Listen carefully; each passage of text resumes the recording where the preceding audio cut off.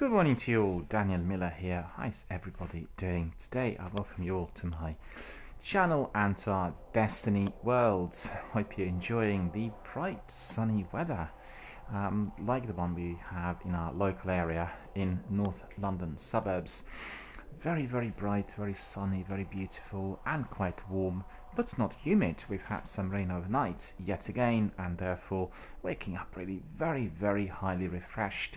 In fact, I've had already a bit of a strange experience during the last couple of days.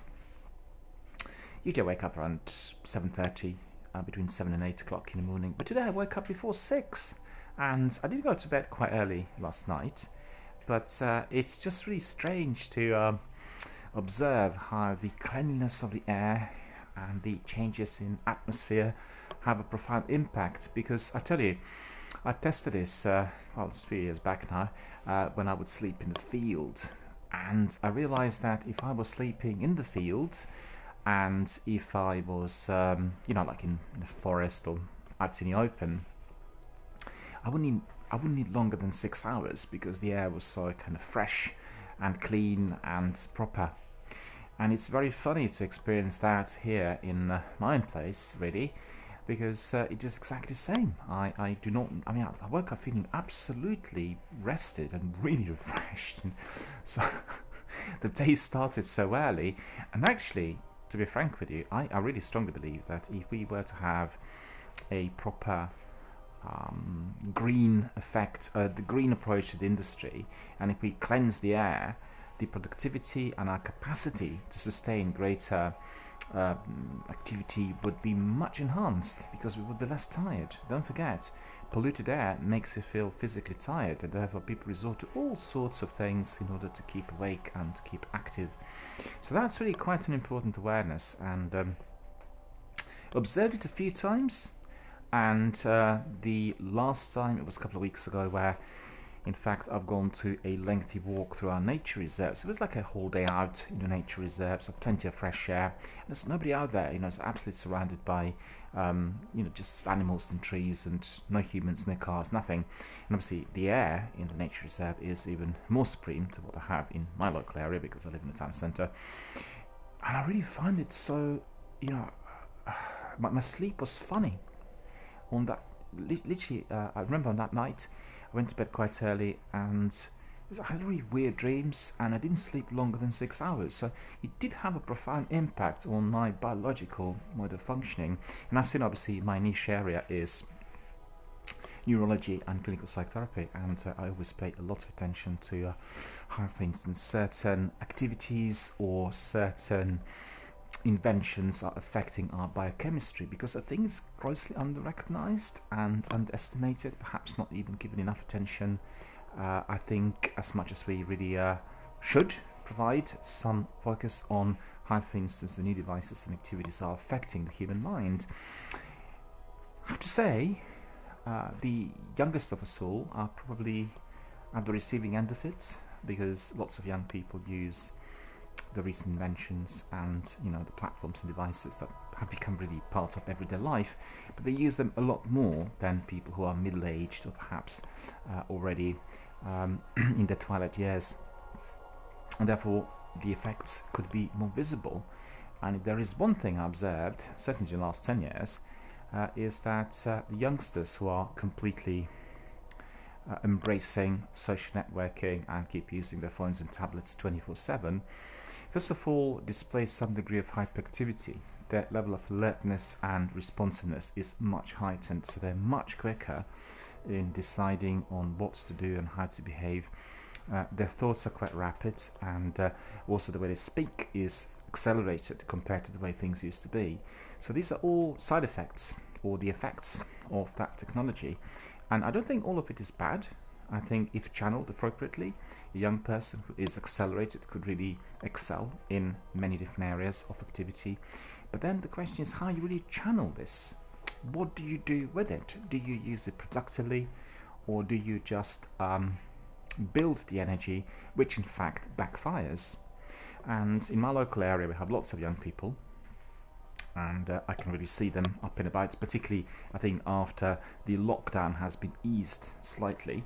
we have lots of young people in our local kind of parks and areas, and you really can see that the degree of snappiness and the capacity for aggressive drives to be visible and present has been accelerated, has been how to put it,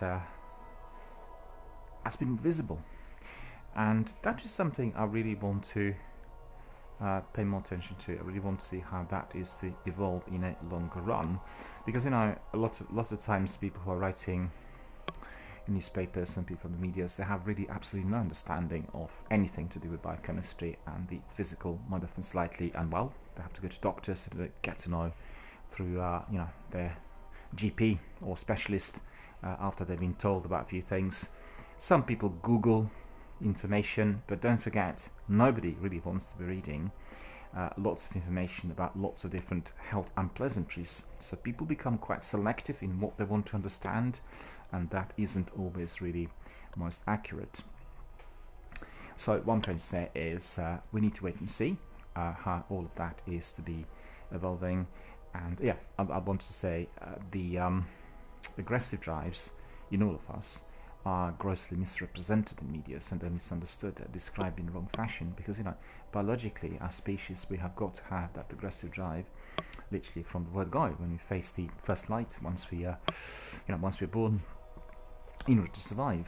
It's based on our self-preservative instincts and drives, and therefore we need to have it in order to live, because if we do not have it, we simply can't survive as an infant facing the world, which is full of unknowns and with obviously lots of challenges that are likely to be ahead.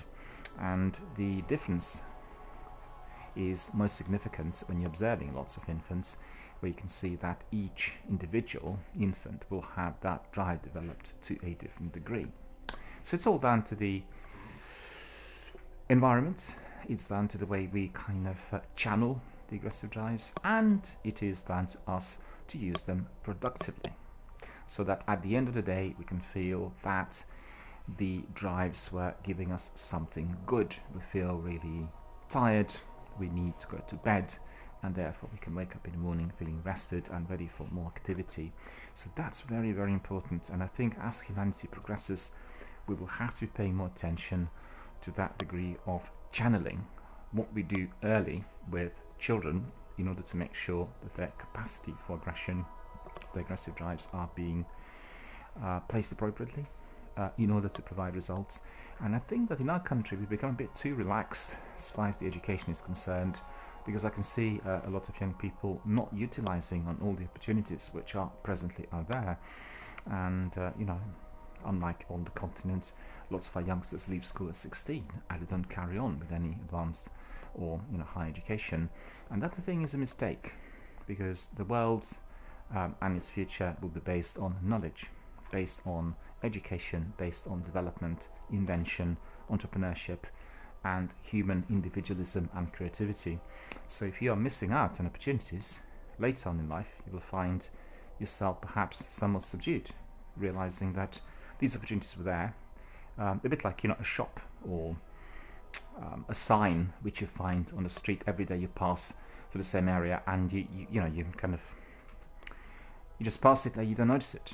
It's always there, but you never realized actually it was in your own environment. And it's that sort of awareness which I think is likely to hit us if we were not utilizing on those opportunities. And indeed, if one is to be facing them in the early 30s, then one can just carry on with education. But I always encourage everyone to consider education as something which is most important and something that will provide the greatest possible benefit literally throughout the whole life, more than ever I'd say in the present day and age, because we require constant flexibility. We need to always learn something new both about the environment and our niche areas of activity, and therefore we are stranded with that need. So how we use it and what we do with it is entirely down to ourselves. I think on the global scale, the nations that invested the most in their education had tremendously benefited and are producing remarkable results on all society levels. In the industrial world, there has been always this assumption that education should not be accessible for everyone. Because if you have too many people educated, there'll be many difficulties in getting jobs, and people not want to be learning how to work, and therefore you need to be kind of paying attention to the fine balance between the requirement for somebody to be very highly educated and perhaps a greater number to be involved in jobs and activities that do not require higher education. I think that's wrong. I think that is really creating a fertile ground for a nation or an environment to go backwards. Because don't forget, 50 years ago we didn't have tablets, computers and internet. Therefore we did not have that degree of access to knowledge. So maybe in those days you could say, well, there was expense, there were other issues like travel, maybe housing, various other things which would pop up if somebody was to be coming from one part of the country to another to get educated. Today with online courses, with internet speeds and video online conferencing, that's just completely obsolete. There's no reason as to why you shouldn't really get your teeth in to one of those areas and then get as knowledgeable as possible. And I have to say, I come across lots of younger people in various forums, and for instance you go to just one example, you go to the British Library and you go to the history section and meet lots of young people, and they're younger people doing their masters and PhDs, or even doing the basic studies, the BAs, and you talk to them during the break and you find that their knowledge is unbelievable. The level of detail which they managed to memorize, the attention to every single bit in the information that was given to them, visualization of certain documents is extraordinary.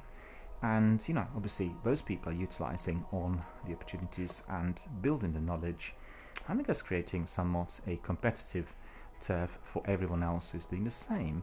But then on the other hand, this is the way for which we are going to progress.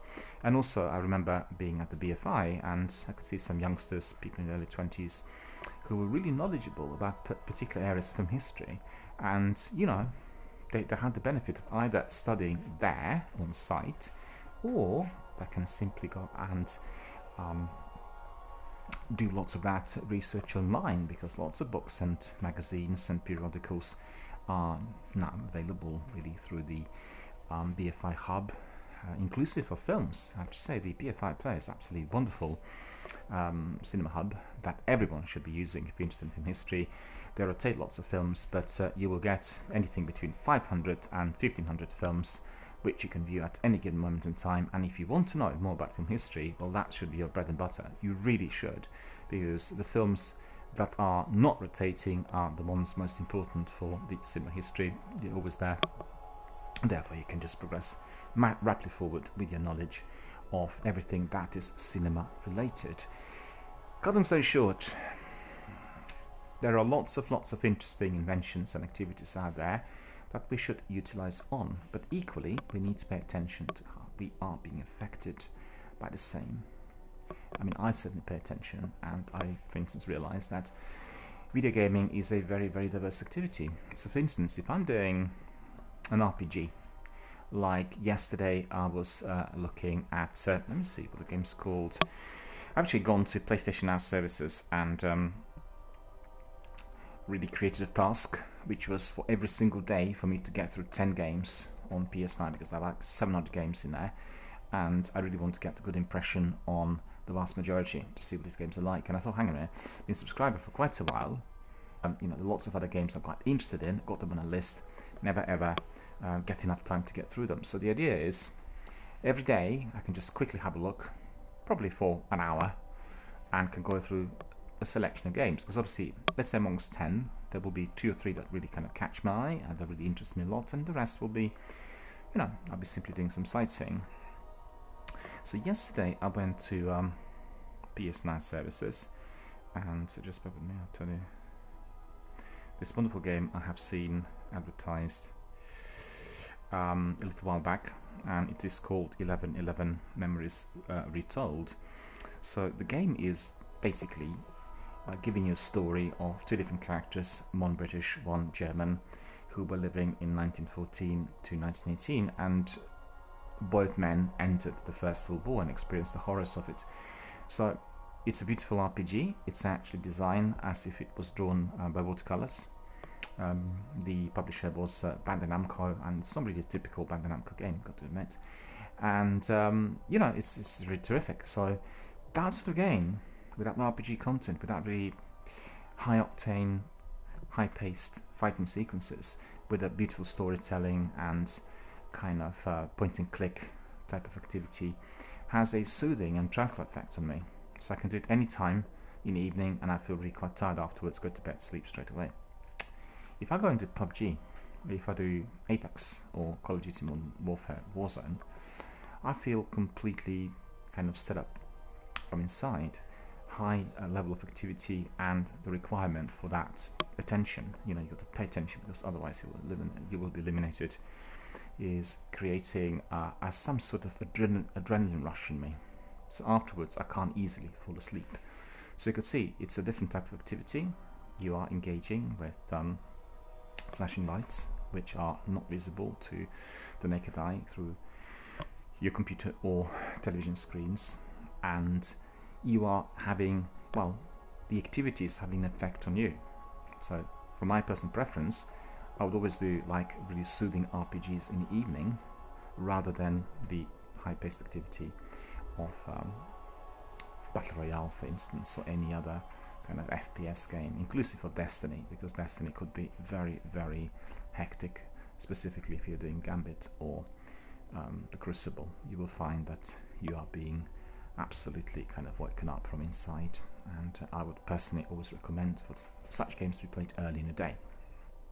Anyway, the game I tried yesterday on PlayStation Now was Memories Retold.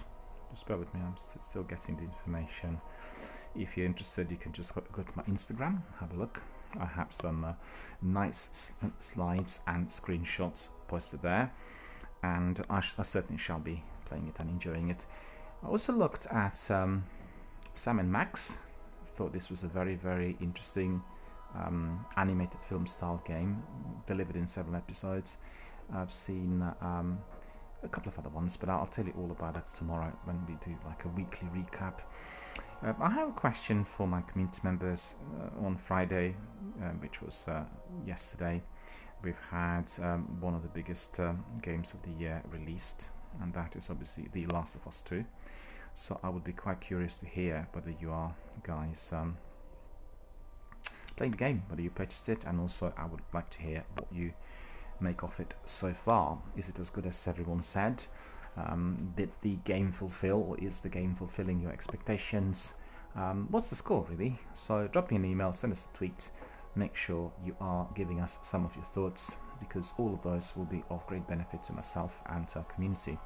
Also, if we were to do a review, then obviously I can gather your thoughts, put them together in a completely anonymous format, and then send it to the developer. In this instance, the company in question is Naughty Dog, and you will know that they also created the Uncharted, and it is certainly one of the very original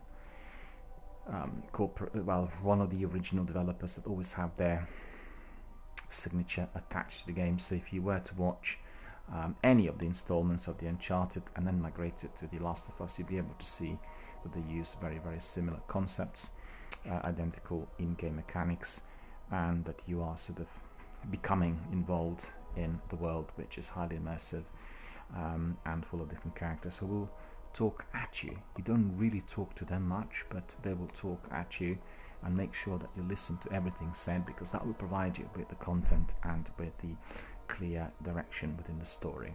So a lot of hype about the game. I played and I watched some bits of it at the Infogamer event last year, and I had the privilege of being able to do that on a massive big screen. It's like a massive big, cinema screen, and that was very impressive. I have to say the soundtrack and the atmosphere was very eerie, and I think considering how the developer worked on the detail, wanting to provide you with the very best of kind of atmospheric conditions for the entire gameplay, it's very certain that if you're using high quality headsets, you will get that replayed in full. So I'm very interested to hear from everyone on that front. Drop me an email or tweet, tell me what you're finding so far in the game, how you're experiencing it, and whether you are feeling for those protagonists. seen postings on Twitter today saying people are already crying because the game is so emotional and so immersive, and that's what we want to see. We want to see the gamer becoming a participant, an active participant in that world. You want to feel for those characters, and I've had this experience several times.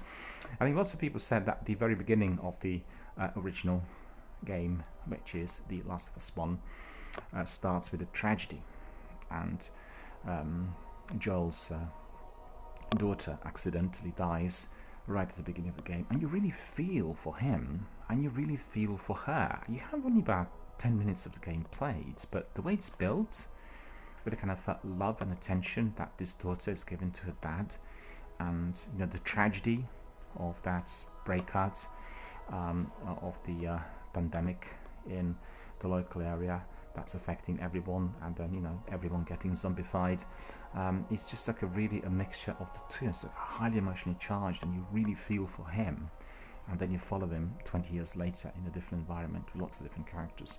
So these are the strengths of such games, and I think this is pivotal for the future of the video gaming development. You will want games to be connecting with the viewer and making sure that the viewer becomes an active participant, not just in shooting up various enemies, but actually being a full participant in the story missions. You really feel for your characters. I think this is where the strength is going to be, in the same way as you experience the very best of cinema.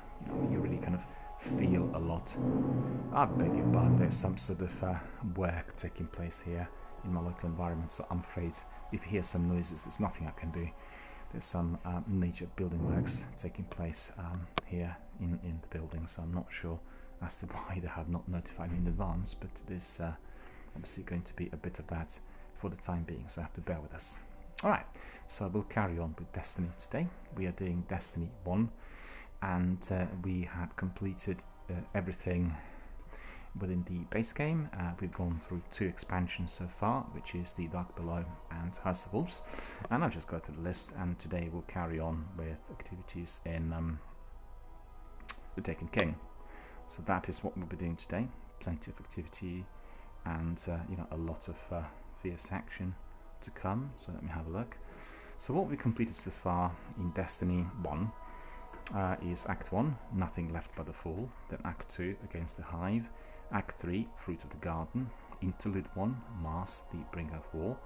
Act 4, Predator's Revenge. Act 5, The Dark Below. Act 6, House of Wolves, and then Interlude 2, Return of the Vex. So we've gone to the Taken King and Oryx, which is Act 7. And let me see, Shrine of Oryx, Kate Stash, Dreadnought, the Sunless Cell. So the Dreadnought we completed yesterday, and now we are going to be proceeding to the Sunless Cell. So the Sunless Cell is going to be our first activity today. It's a strike, and this strike is on Dreadnought.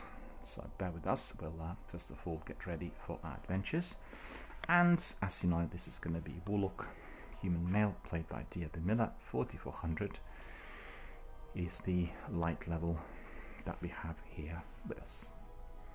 I wanted to carry on with Destiny on Xbox, starting from scratch, but unfortunately the DLC codes on the original game are not registering properly, so I can't access the DLC content on the collection, so I'm waiting for Microsoft and Bungie to get it resolved.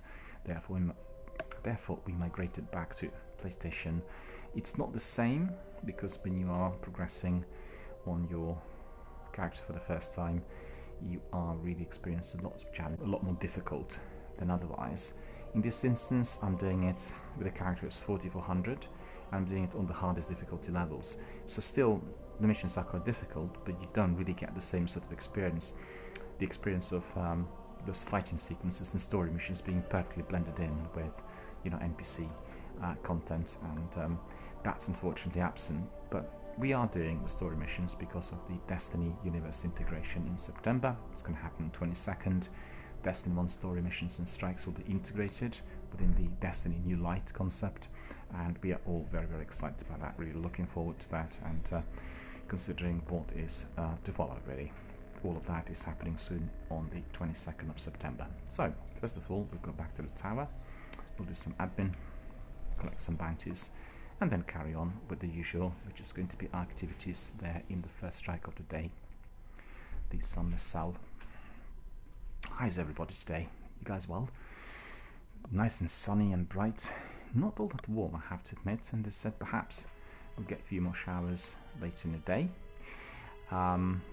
Really appreciate the refreshed air, because the humidity of our last week was absolutely unbearable. And for me, day 109, I think, of self-isolation and quarantine, so I really do mind if it's very, very stuffy, because, you know, being indoors is no fun if there is no air. But last night was all perfect, slept like a log. I told you earlier, and woke up after 6 hours, which was I was an early riser today. I was up before 6, so it's about 20 to 11 here in the UK for all of you who are watching us worldwide. Right, so we are back to the tower. We need to do some admin. Remember that, make that your own personal drill. You always get back to the tower after certain missions. You do your sorting out in the vault with the inventory, you do your decoding, and then collect bounties, and then depart for another lot of action. I used to forget about the bounties. Let's see what you found out. Doesn't happen anymore. Always remember it. Oh, sorry to see that one go. Destiny is a game of structures and rituals and routines, both for the player and for the game. So remember that. You will need to be having a team of 3 on board if you want to successfully complete pinnacle weapon quests or more difficult strikes. And you need to have your routine of how you do certain things. The structure, you know, once you apply the structure, then the game becomes very, very entertaining and highly enjoyable, with a very lengthy shelf life, and, you know, highly replayable for many days, months and years ahead. Right, so what did we pick up in here? Useless piece of armor, Salison Fen, and also another one. Well, you know, just the prime activities are giving you something worthwhile once you've come to 4400 and once you've completed everything. But as we are doing the story missions, then all the armor that we get is not really particularly significant. All of it is blue, we don't get any legendaries or exotics, and that makes it a bit of a pedestrian exercise. Okay, so that's all very quickly sorted, don't have to worry about it. I might have something with our friend here, which is exactly what I think we do have. Service restored. So, engram, just one engram. We'll go back to Master Rahul, decrypt it.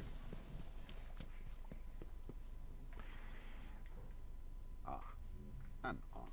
Nothing is impenetrable. Another Warlock Bond, which is again not particularly useful. So that's all sorted, and we'll quickly go and pick up a bounty from our friend here, We are re-establishing signals to the reef. Zander, bounty tracker. Always picked him up, and let's see if we've got anything else completed in there. Nope, we've done one of those yesterday. Void ability kills, super kills. We'll take super kills. Seems fine. Alright, so the Sunless Cell is the strike that we are going to be doing. 2 hours to the Get wall. ready for that. Go up front, look at the view. Gather our thoughts. Think about everything we treasure the most, inclusive of the loved ones, and then depart for another battle.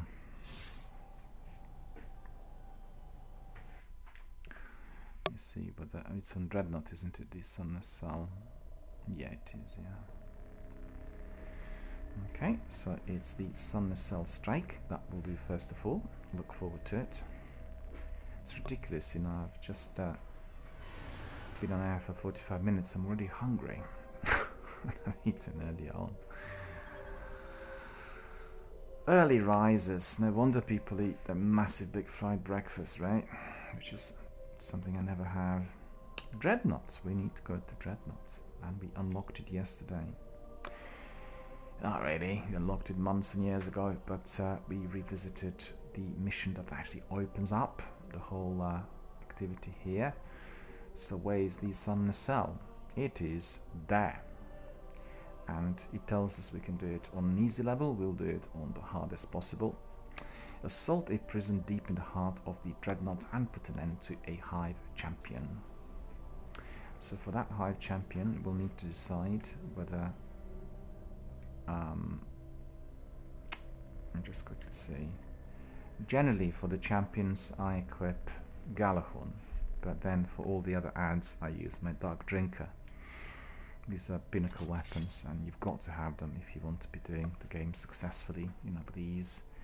So most I recommend everyone to learn from our tutorials and our missions on how to do them. Or if you want to work on your weapon, email me or tweet me and we'll set up a session through which we'll do it together with our community. So another community member coming in together with me, and then you join our team of 3.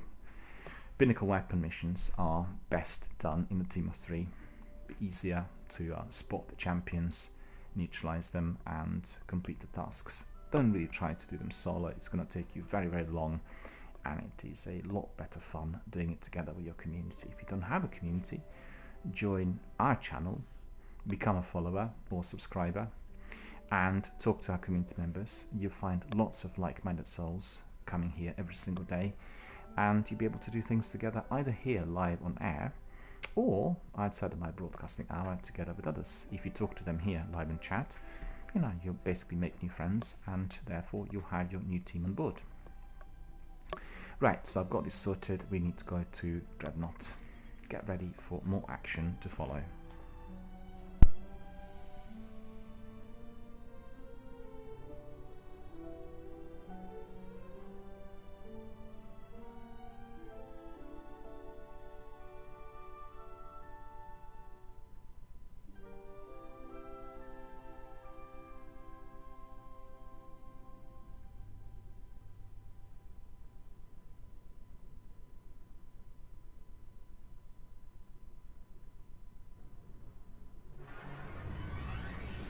Some creatures of the Hive strain against the will of Oryx.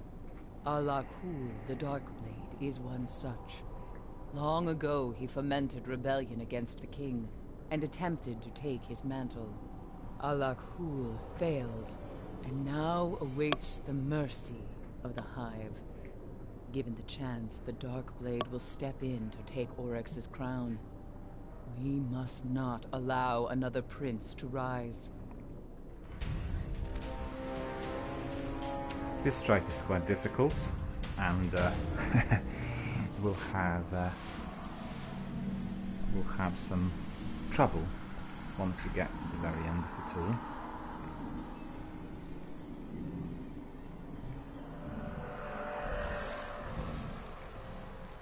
Looks like we're doing it together with somebody else, and that's really not on.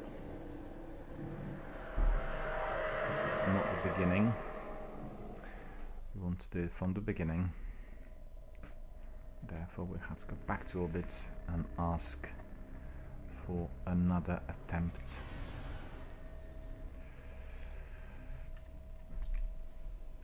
It's very annoying because we've had this already quite a few times.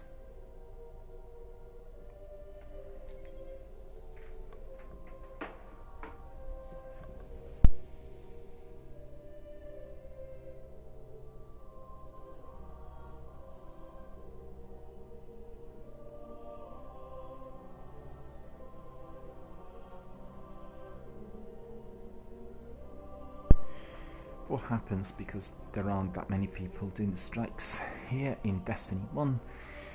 We get slotted in to somebody else's game, and frequently it's somewhere towards the end of a strike, and that's not really what we want to do.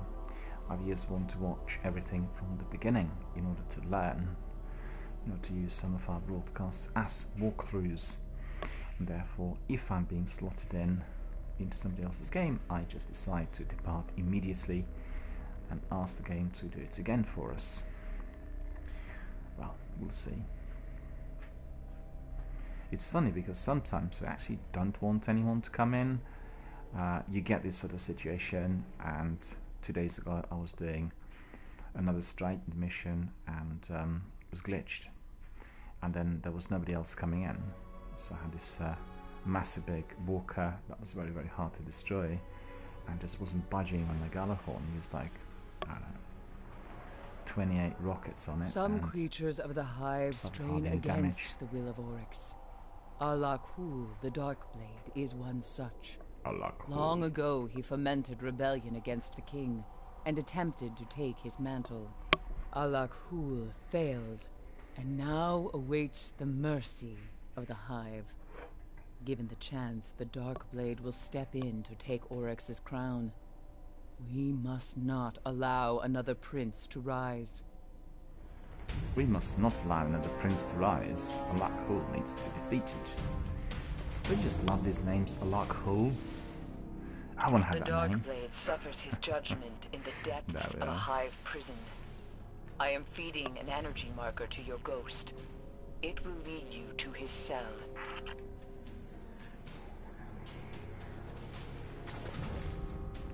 Some unpleasant enemies in here.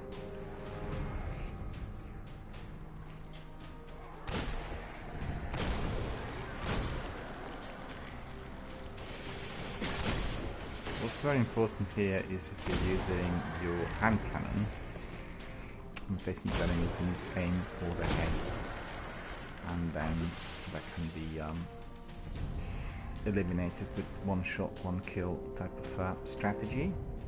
If you don't do that, it'll take you a bit more time and it will be a bit more risky. Hang on, I'm going the wrong way. Oops, we've got someone else who might be requiring some treatment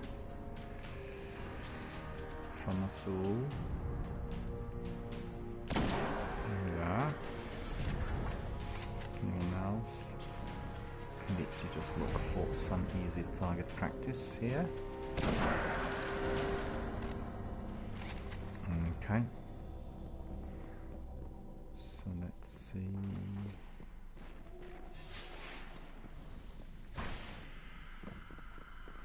We've got some heavy ammunition, that's pretty good.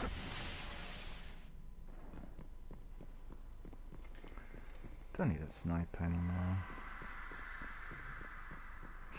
Dreadnought is really creepy. I'm sure everybody experienced that.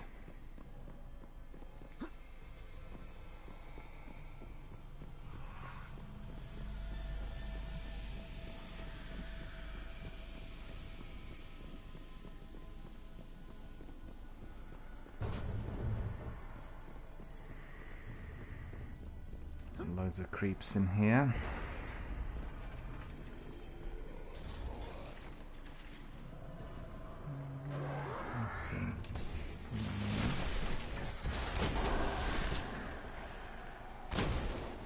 Can do them with my sniper as well. Still hiding.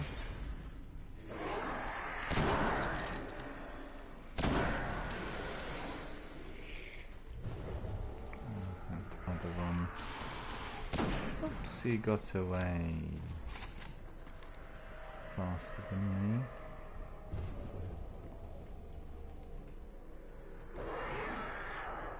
I don't think I can shoot into that. Just wait for him to put his head through.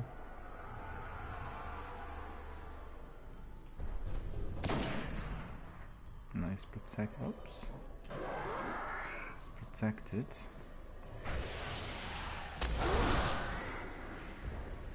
Well, he was.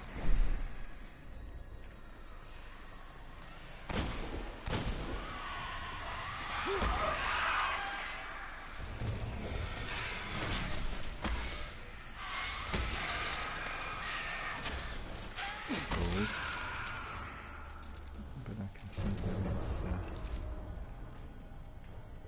No, it's not here. It's elsewhere. Okay. Okay. So we are ready.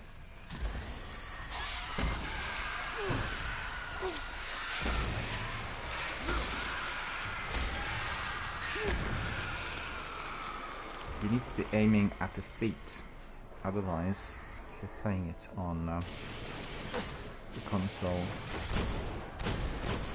your melee will not register, so remember that. Happy brushes on Xbox the other day where it didn't really register properly. Anytime you see those wizards, they need to go immediately. And you need to hide, so otherwise you'll be destroyed. Find some better cover now.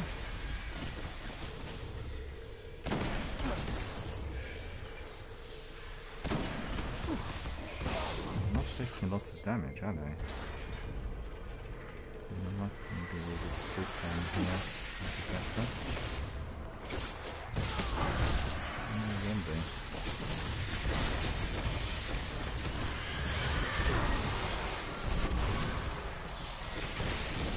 Anyway, I missed them.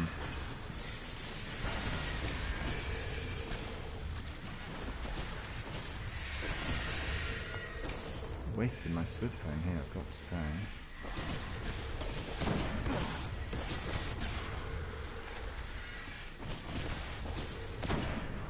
Okay, this is a good spot. Okay, so one's gone. This was a good spot. There we go.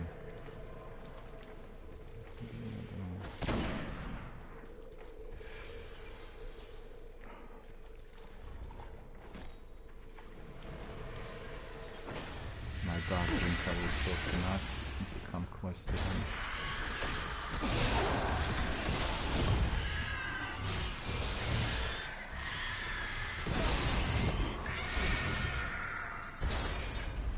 Yeah, he was trying to flee, but I got him. Sounds good.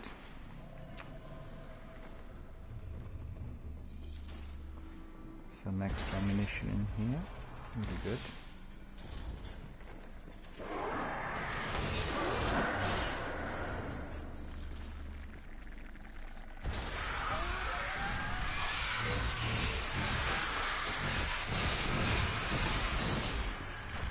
Remember to spin your dark drinker. The spin is the best cure for thralls. See, there's about a dozen of them in there. And I was able to do this quite easily. Oh, there's another wizard in there, okay. Heal up.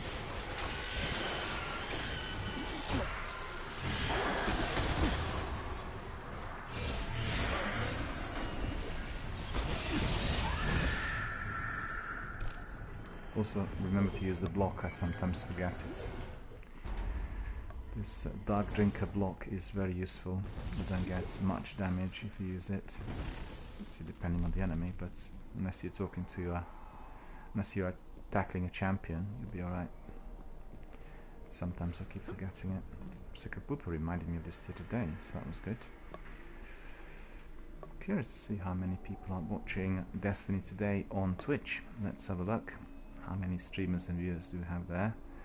It's been really highly depleted in recent weeks and months. Let us see. Destiny. 18 viewers. That's really very, very few, I've got to say. And it's been like this for a little while. Everyone migrated to the sequel and to Call of Duty Modern Warfare Warzone. So that is what's happened. Therefore our community's become a bit quiet, and there aren't many streamers and broadcasters on Twitch doing Destiny 1 at all. So that's one of the reasons. I can sense a powerful incantation. Hive runes hold the far door shut. My scan says the runes draw energy from those towers. If you get me over there, I can hack them and open the door.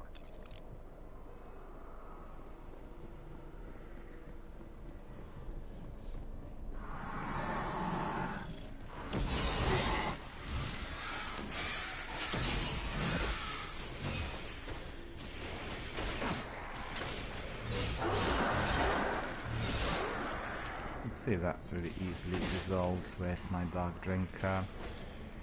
More heavy ammunition in there, which is useful. To watch out for more.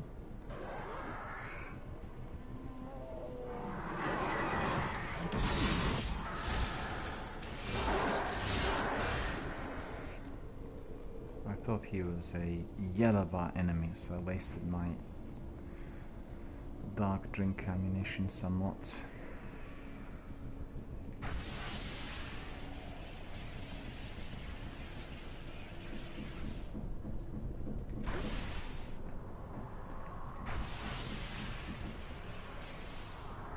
This wizard of the swords first. Has he gone or not?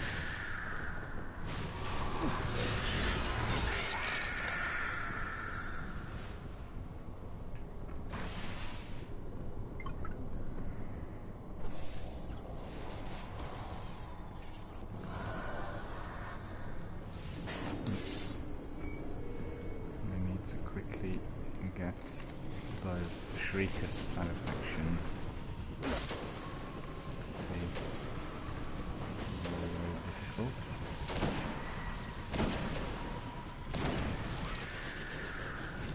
Another wizard gone.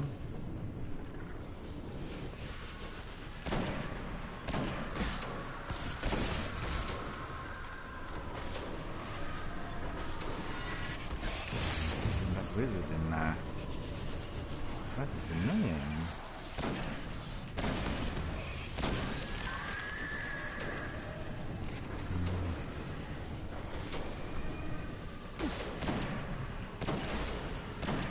Still not.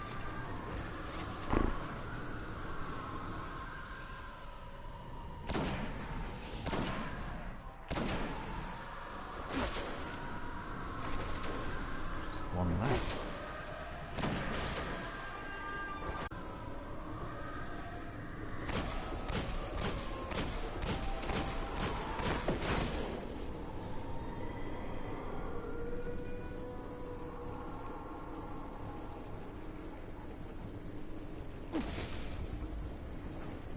Always have to watch out for those rockets because they're like tracer rockets.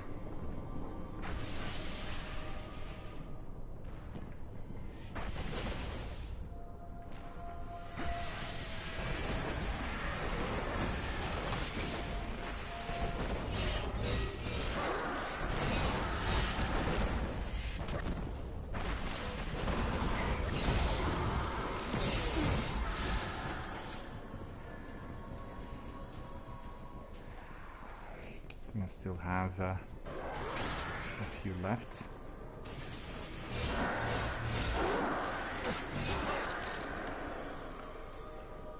Now we need to go to this other chest.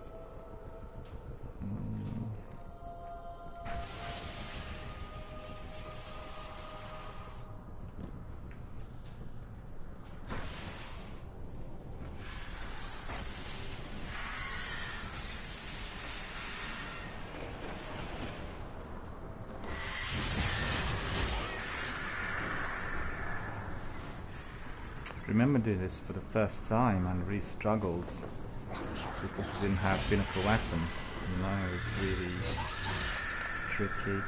But with Dark Drinker and with Galahorn and also with Sleep Simulant, you just literally walk through it.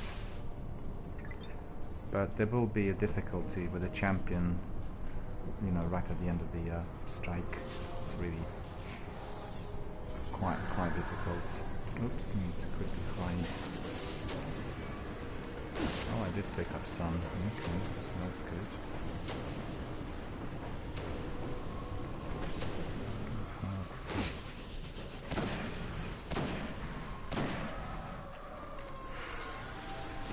Another wizard.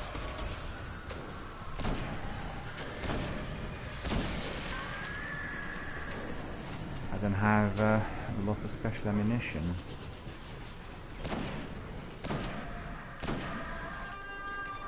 Just one more.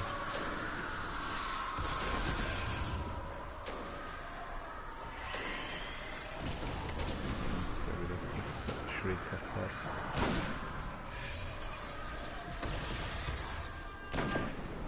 Okay.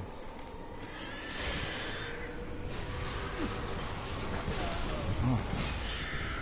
No, no, no, no, no, no, no. no, no, no, no, no, no, no, no. What happened? Ah.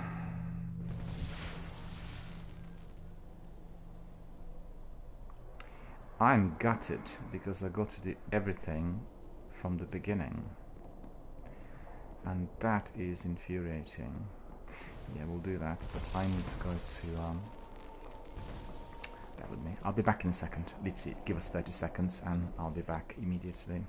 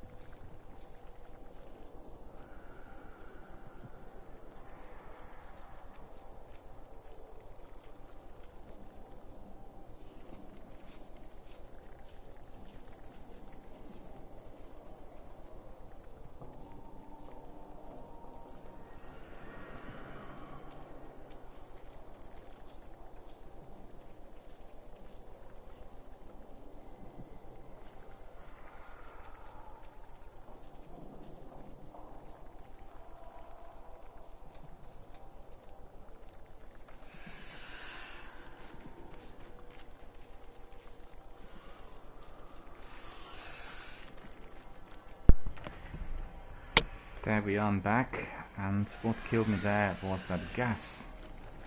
I was just a bit careless, shouldn't have walked through that gas twice, and I paid the price. Bye.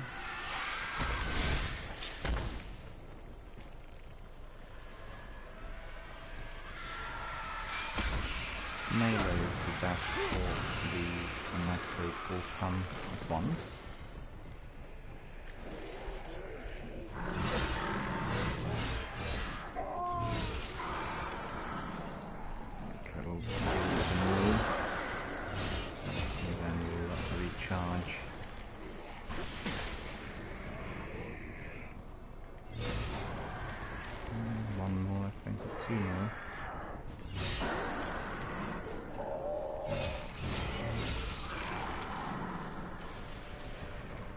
Still a few more.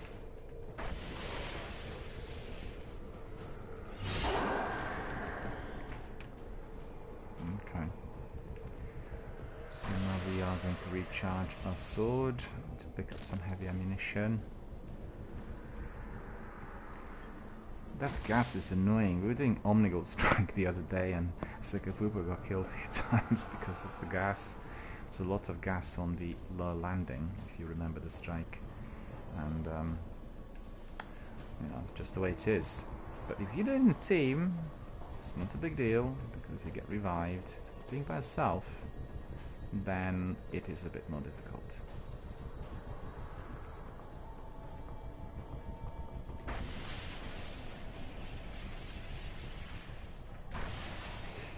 Nearly fell now. I didn't really measure my jump too well. What's going on?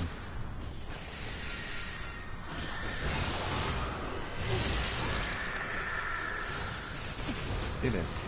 That's deadly because you walk through the gas and then you can't run because this gas is almost paralyzing you. Right. So now we go to the chest, we scan it, and then we need to jump here and hide because to be aiming right into the middle of that shrieker.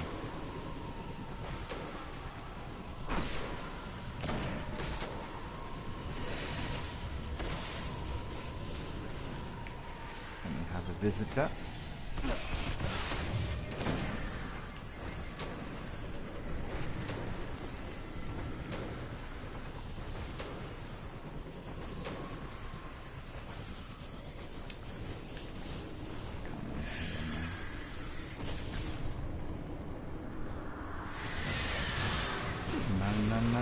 No, what happened? previously as well.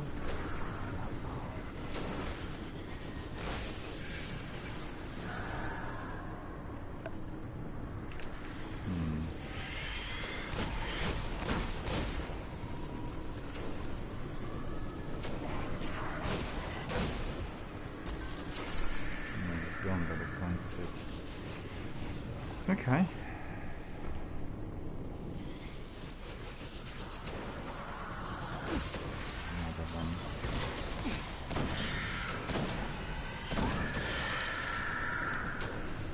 Right and proper.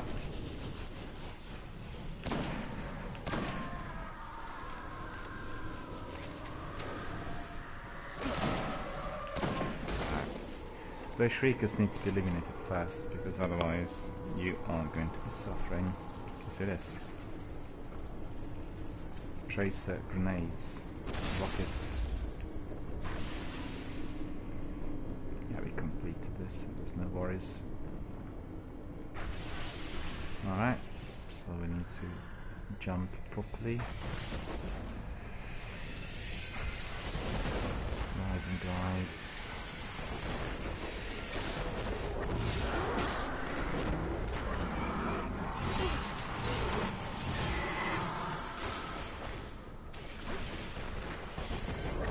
You must be always mastering your jumps, because the jumps are so important in here.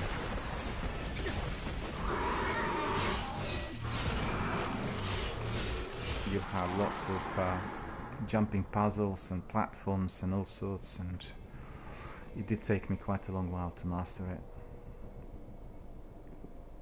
Asking me to do it, but actually that's a glitch. I completed it. Or did I complete it? I thought I did. Oops. Please, that's not possible. That's just ridiculous. He pushed me. I'm redoing it for the second time. That's embarrassing. That really is. That is just not on.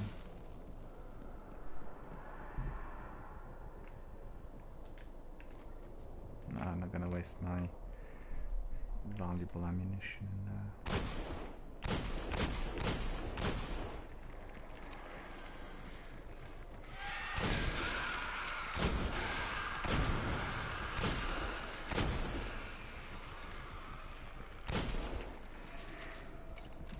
I'm hiding in there. Just trying to be clever. But we are going to outsmart them all.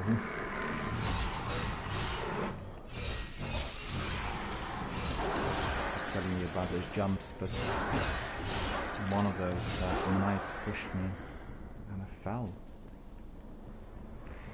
Okay, we'll do the rest of them.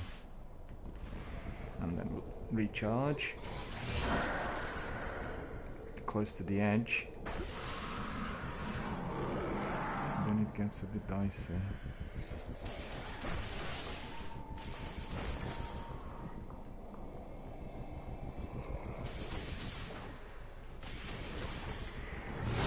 Okay. It's taking 3 hacks. You can also shoot at those containers. So I'll show you if you, for instance, want to shoot. See that? Would be useful. Sometimes I do it. I think the vast majority of our friends always forget about it, and so do I. Alright, so we need to basically open and scan these chests in order to open a gate to carry forward. So we need to, oh, we got these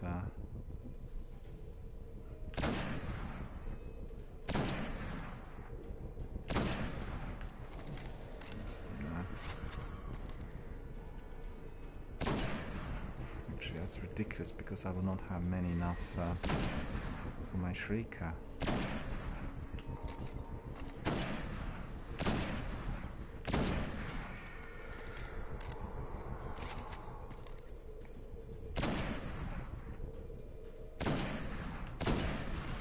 There's like 2 or 3 of them in there.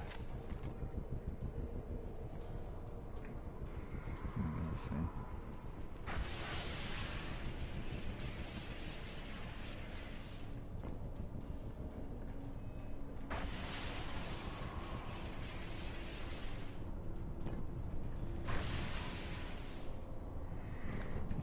Some ammunition, okay, that's soothing, because I thought I used all of it.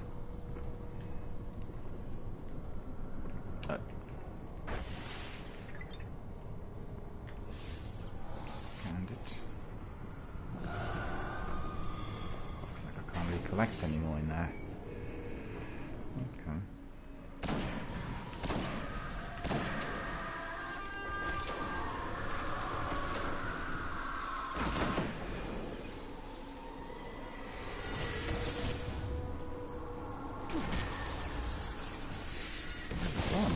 What is going on? What was this? Shrieker.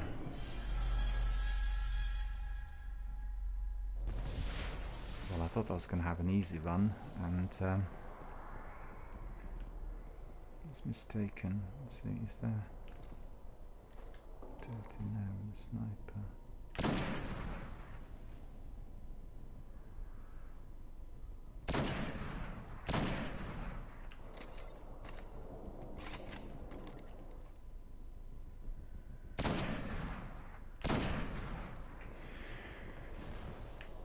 This sniper worked. It's got a big explosion. Everyone's killed in there.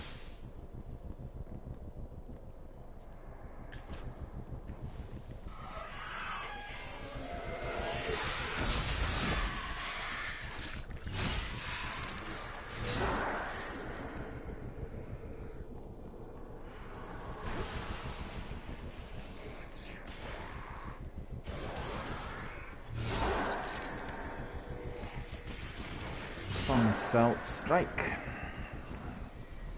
and this strike is also part of the Taken King DLC. So there are two options. You can really, what's this? You can obviously use a sniper on the witches, or you can just jump and then tackle them there. So I think we'll use our sniper for that. Make sure that we are not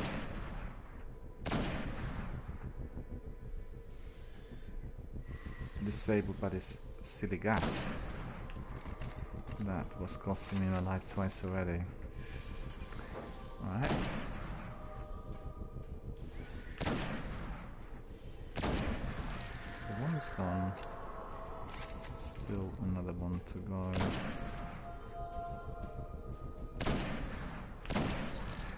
That's sorted.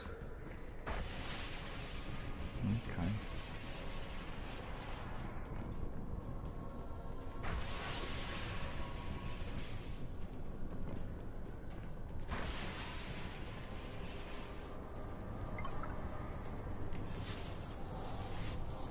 Got some ammunition in there.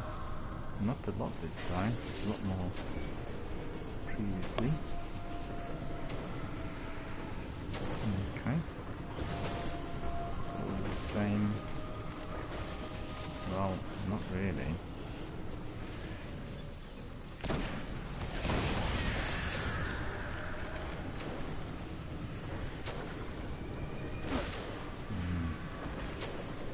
Is there special ammunition in there at all?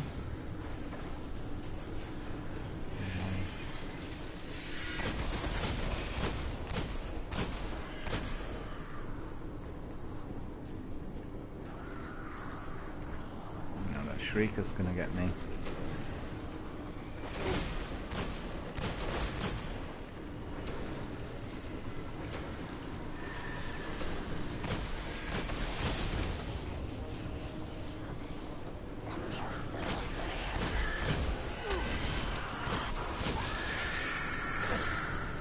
Okay, that was successful. Mission complete.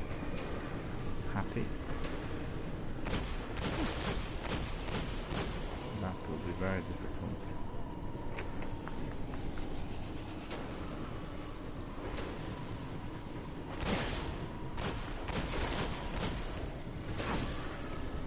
It'll take me a long while.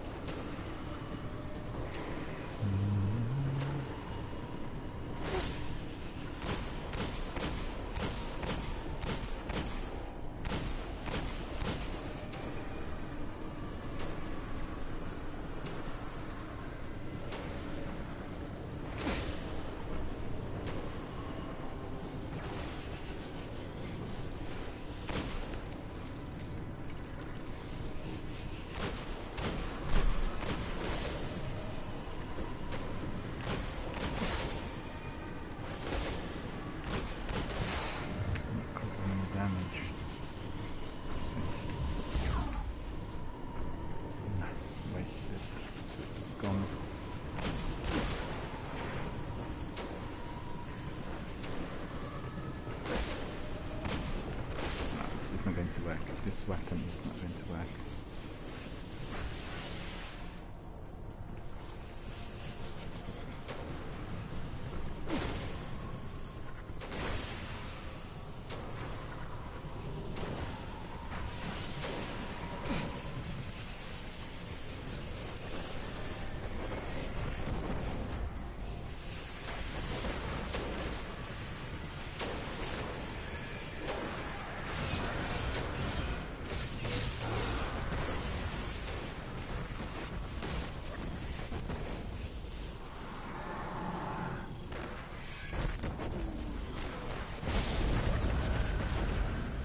Get me. They're gonna get me. I'm not careful. Can't see the shrieker.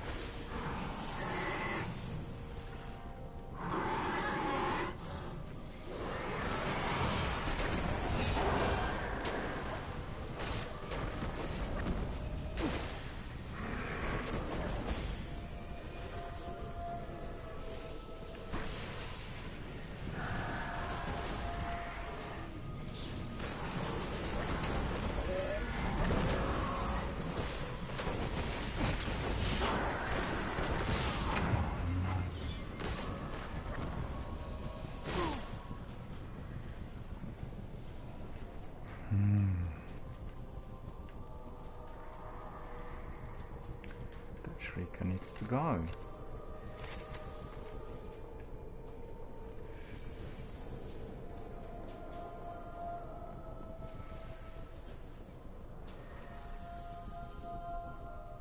Regenerated.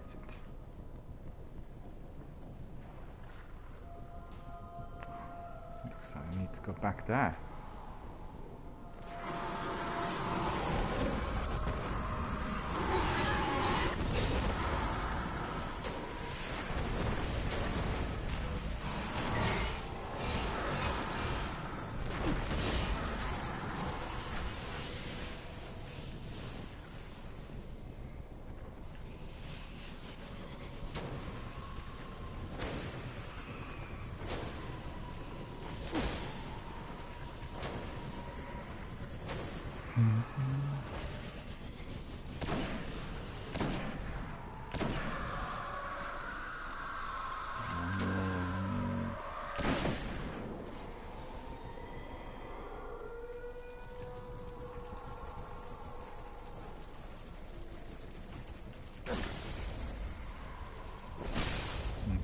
So that's all resolved. Now we've got the next obstacle.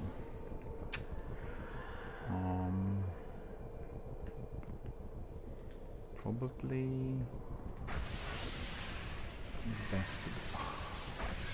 I don't believe it. I hit the shrieker. I mean, honestly, what is going on? It's not really my morning, is it?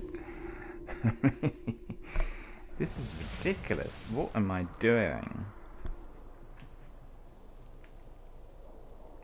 Oh, that was ridiculous. I'm ashamed of myself. I want to hit it properly.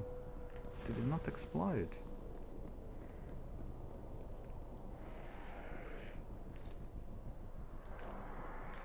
Don't know why it didn't explode. It should have done.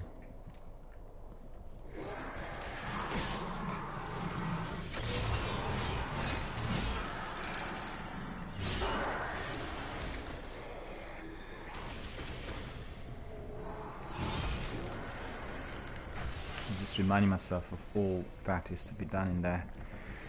You know, you can use all these containers for explosions. They really help. Just got to keep forgetting frequently.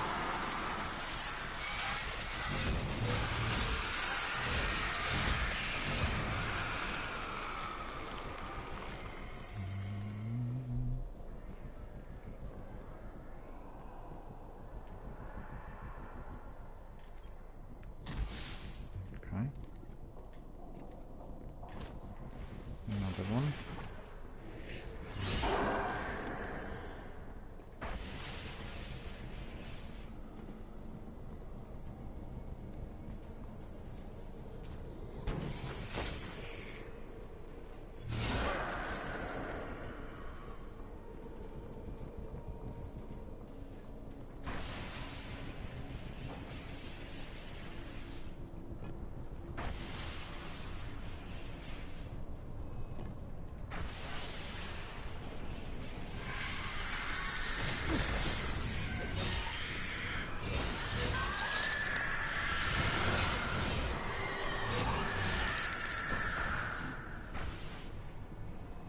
Wizard pushed me.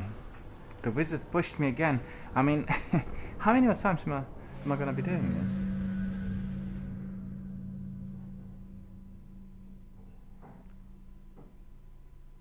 That's ridiculous. That is ridiculous.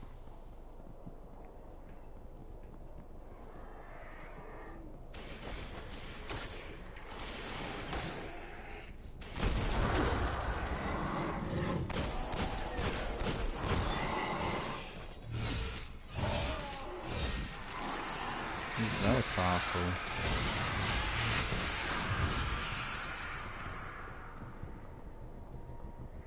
He is very powerful.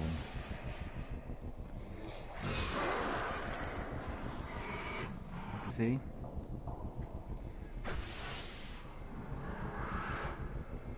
It's funny because I had this first run on the strike, I almost finished it. It was literally the very last hurdle. I got killed because of that gas. In this instance, I'm doing it several times. Wow.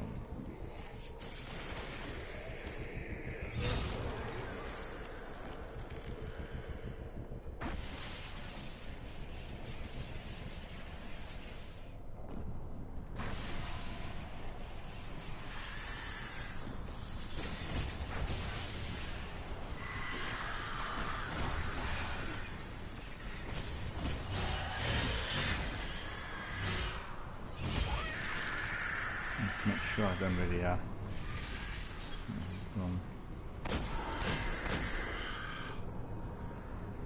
no chance it anymore.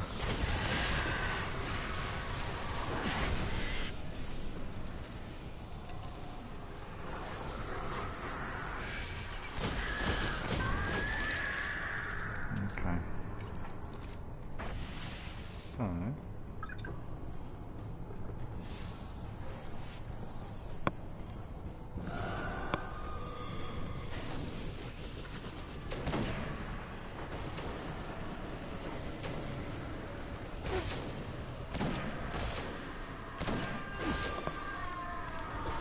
weird because it seems a lot more vulnerable now, like compared to before.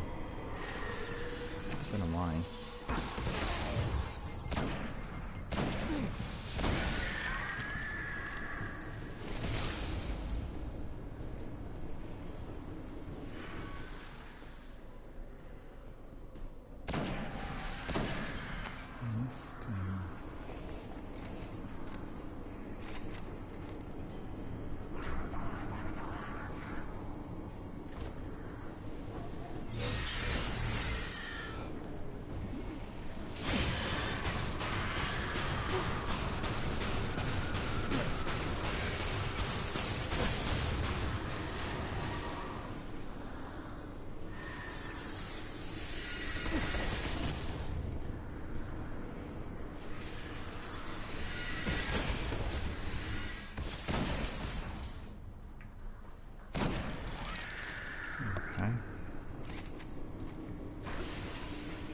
That is resolved. Don't need to scan it. There's no scan it. Just wait until that's finished.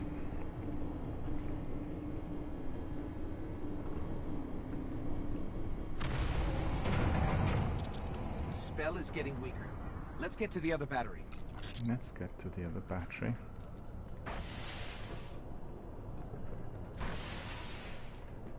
Just make sure I don't really hit that shrieker. That's what happened last time.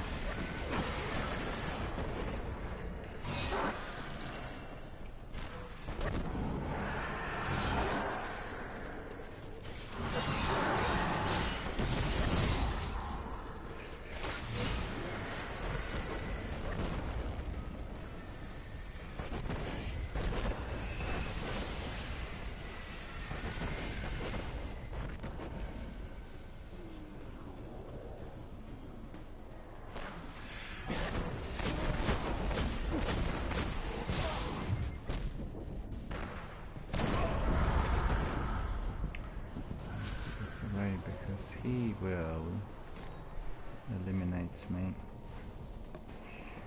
I'm not careful.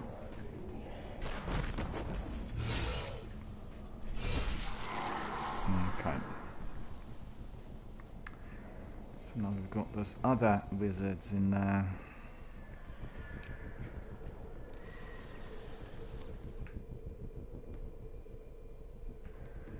Shrieker.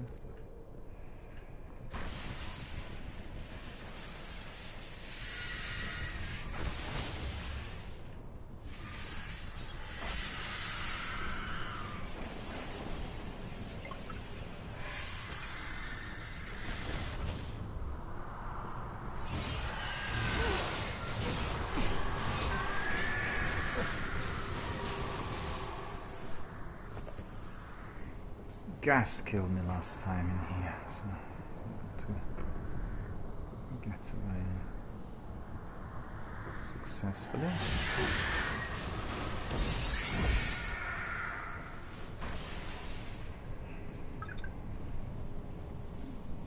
Okay.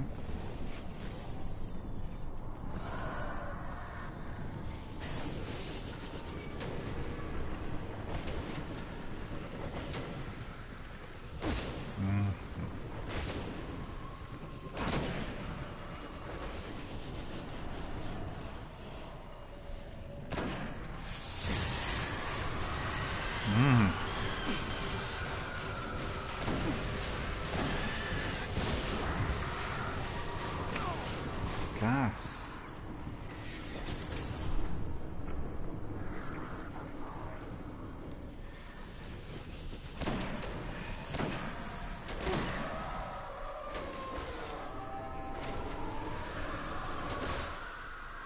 Okay, so that's easy without the shrieker, or easier.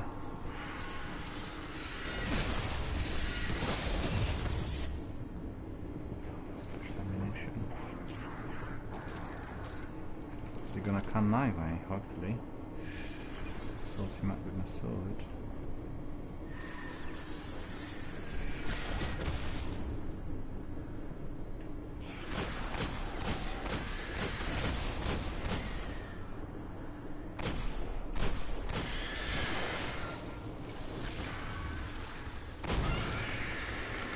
Alright, so that was transmitting.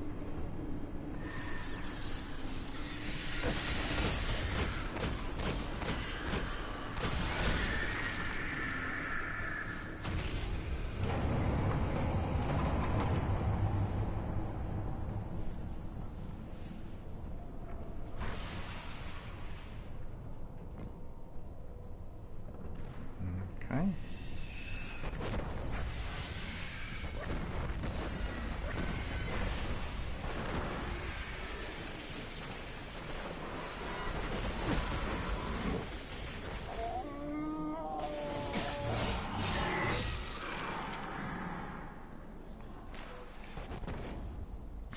Allah cool is waiting for us.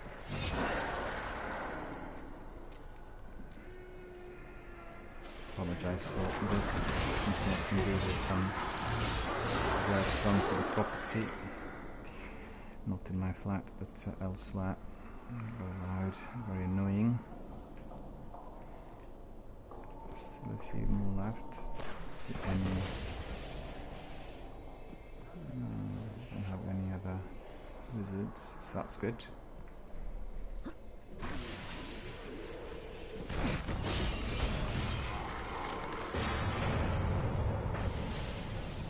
Okay, one single rune I picked up. Okay.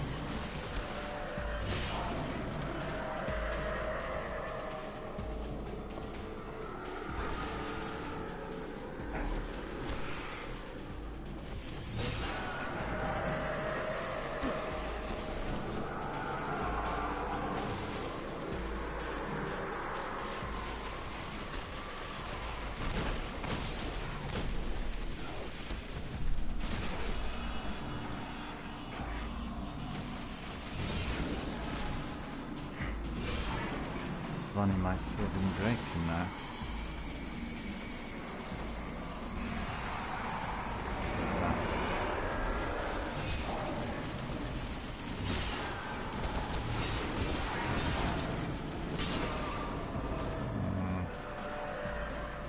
Any more? No.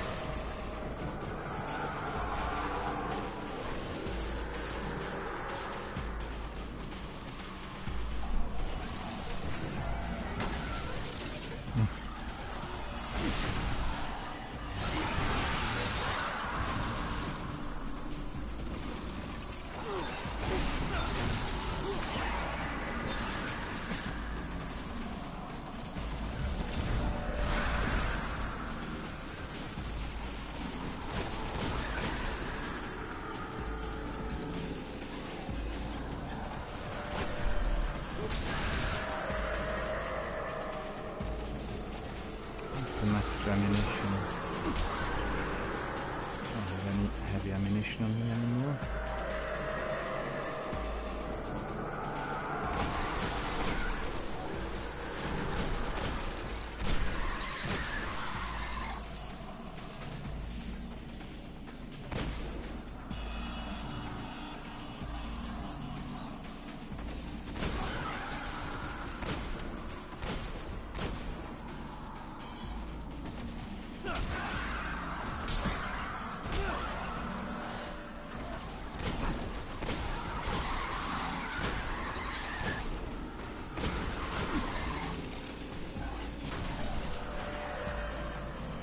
We all done, almost.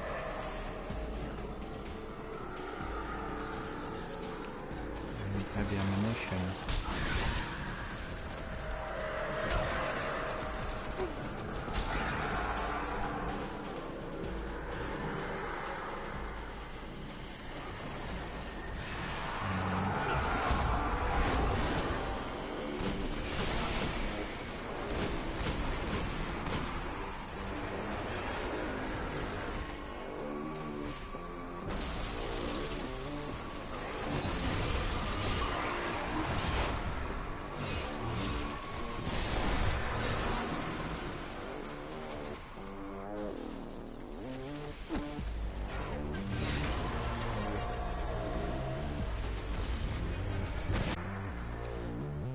Lightning still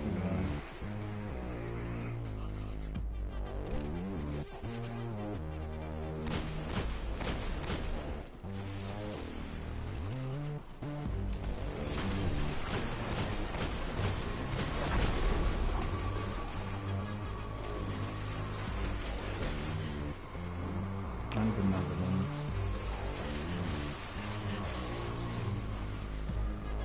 As they be respawning taken, you got to always neutralize them as early as possible.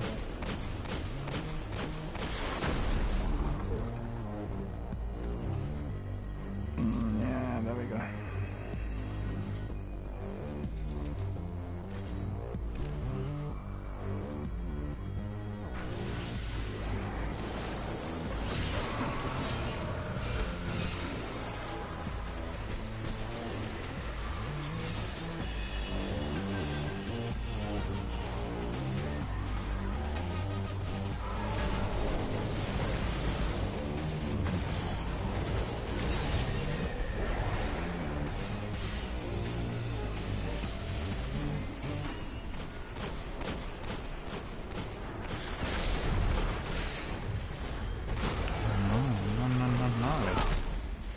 I don't believe it. The whole thing wasted because of that stupid ogre.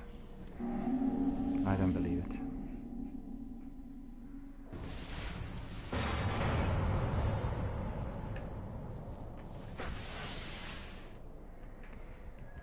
Oh no, this is taking a while.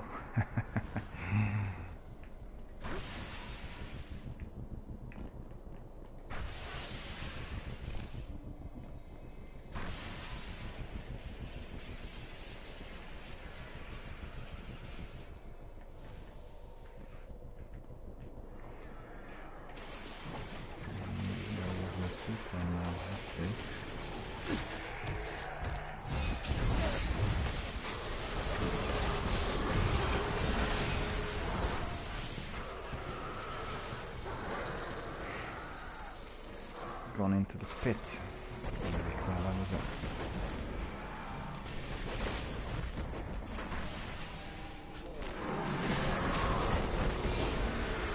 The ogre's there, okay, so it's not really it's not too bad.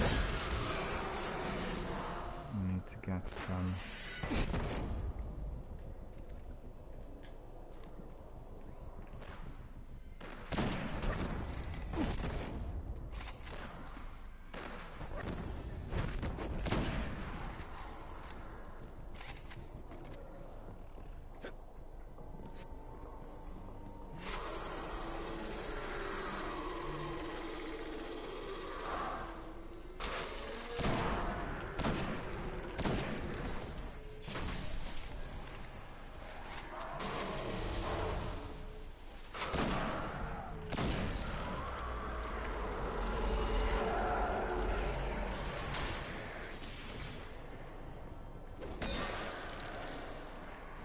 to pick up all of the ammunition of this world in here because I'm really low on ammunition.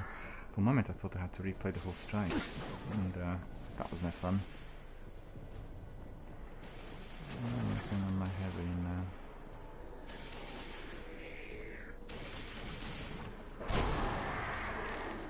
Keep quiet.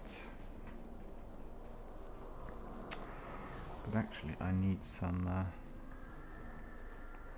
extra ammunition for Lac Hull, because once we get into the pit, then I think there's a cache of heavy ammunition before we get in. We're on the right track. Alakul's energy marker is getting stronger. Find the Dark Blade. Finish this. To race through this, I think.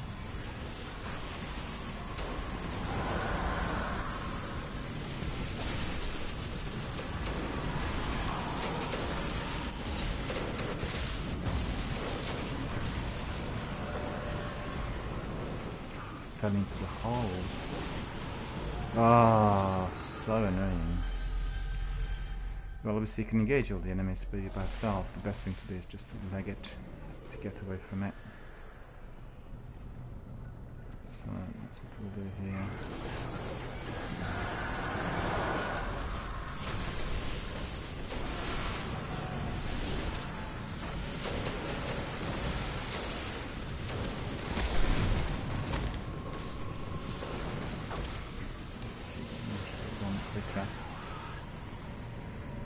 Okay,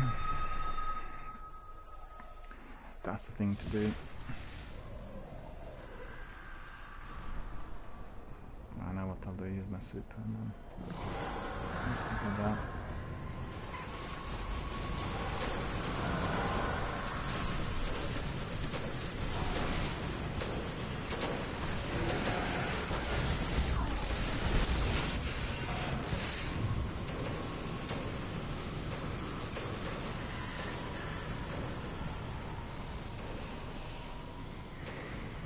That's the idea. I think this is going well. Then you do not know what you face. The Dark Blade is formidable, and left unchecked, a worthy successor to lead the Hive. Dawn has not come. It hasn't been dark enough yet. That's very encouraging. So many of those, look. job, they're all in a single file, so we'll end up doing them quite easy. Otherwise, if they're scattered, I'd have a lot of difficulty. Sometimes when people race here, they also fall off. So make sure you glide safely.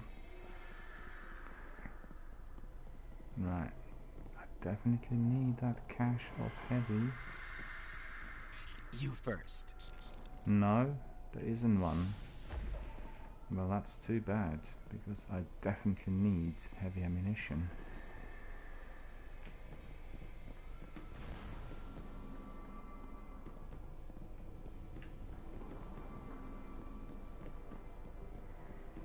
It's all special ammunition, that's not going to do the job. Because the Lock Hole needs to be dark drinkered. And if I don't have any ammunition in there, then that's not going to really cut it for me. I'm trying to get some from here. We'll see whether possible or not.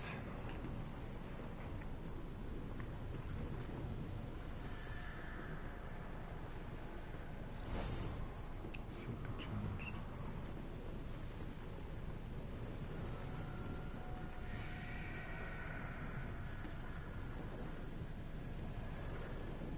There.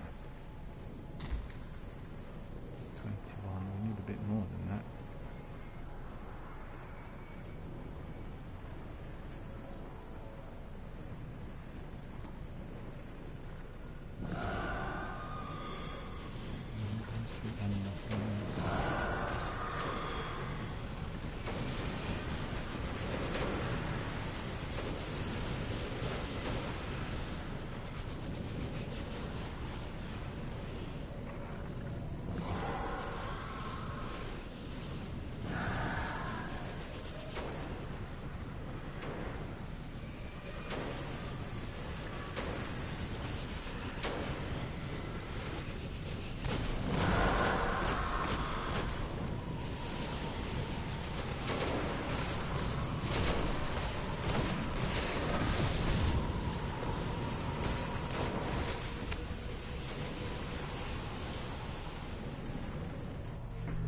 That's just too bad.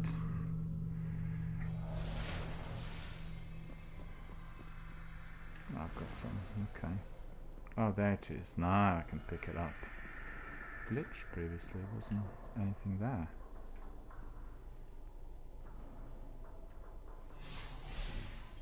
Yeah, it was sorted now, so that's alright, we've got plenty. What was it, 82? Yeah, we'll do.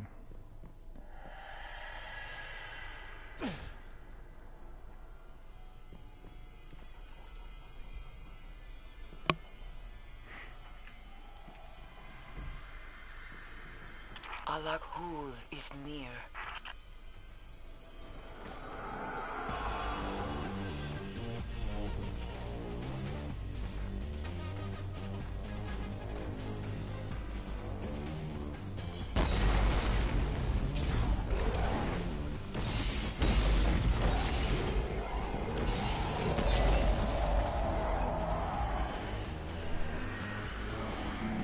Didn't work.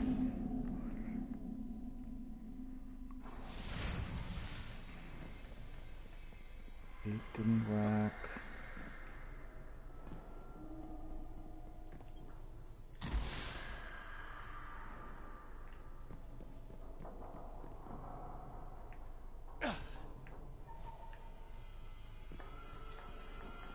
My super's not on yet either. Okay. The Dark Blade. I sense him.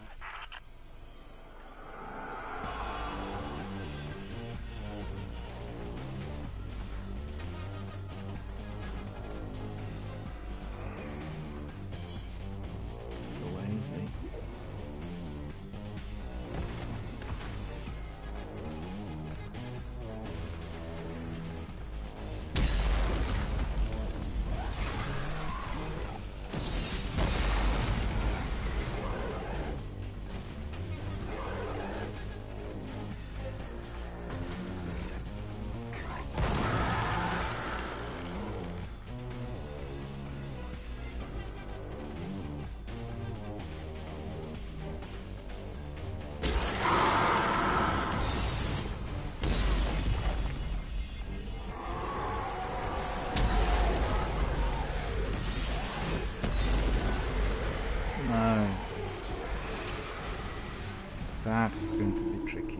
told you, the ending of it is quite difficult. Trying to think, maybe I'd be better off with my Galahorn MC, because I'm doing it all by myself.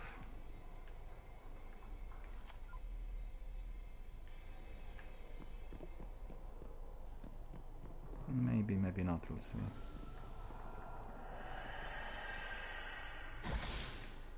Seven.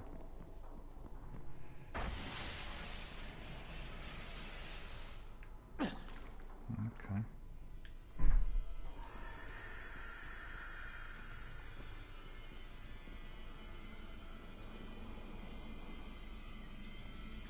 Alakul, he is hunting you. I'm like, cool, I can't see a thing.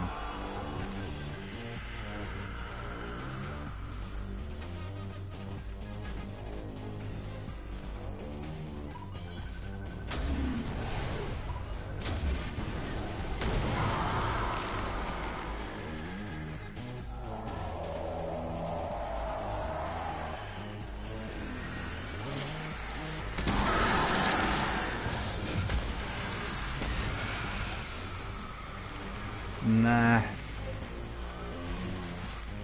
This wasn't really, that was miscued, really poorly timed. But I think with Galahorn would perform better if you're doing solo. Not very wanted to do solo, but just tonight this way because there's nobody else in there.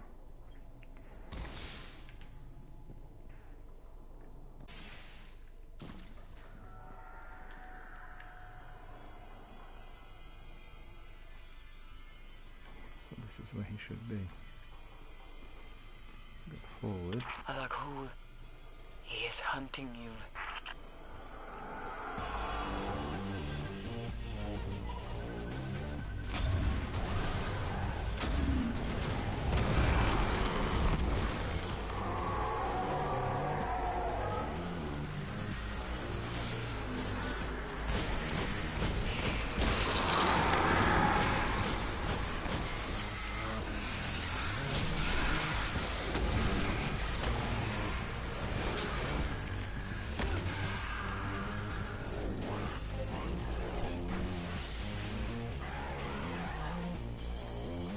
See him.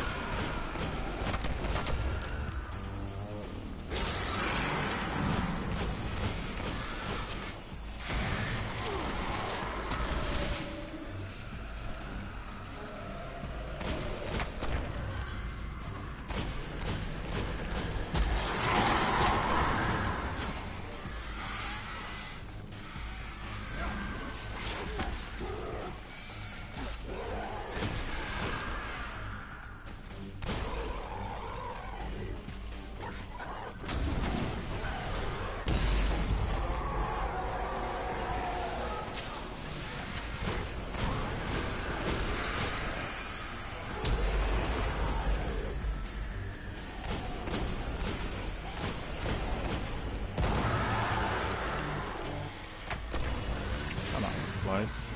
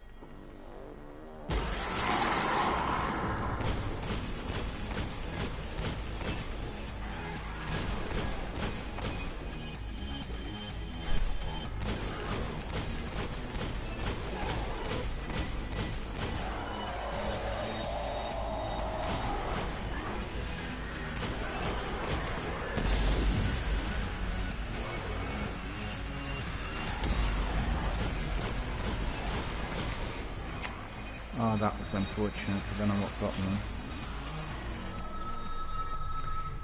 Doesn't look like the Galahorn would sort him out, but still a better chance, I think, than with my Dark Drinker.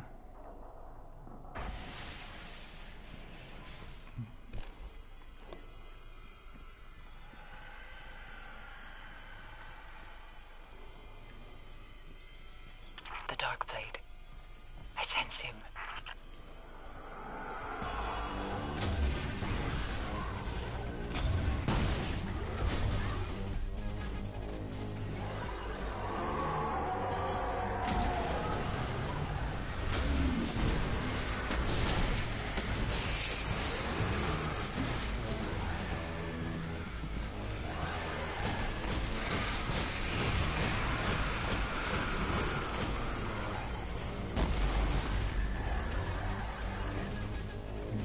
Thing.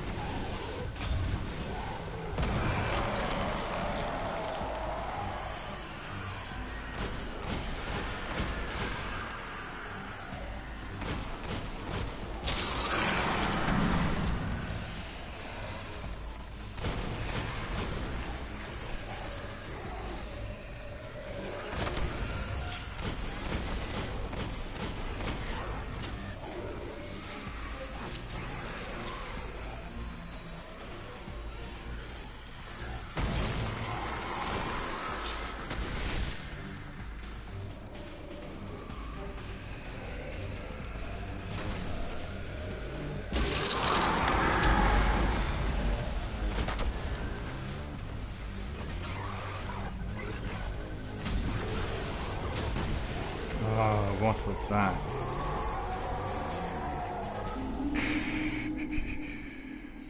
This is a real shame, because I thought I was doing really well. Never mind, we'll get it sorted. Take us a bit of time, and obviously the enjoyment is in being able to complete.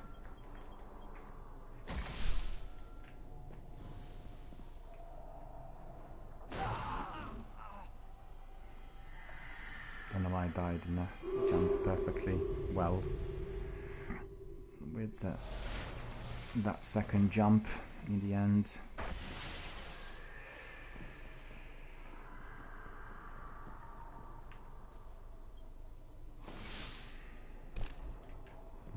Okay.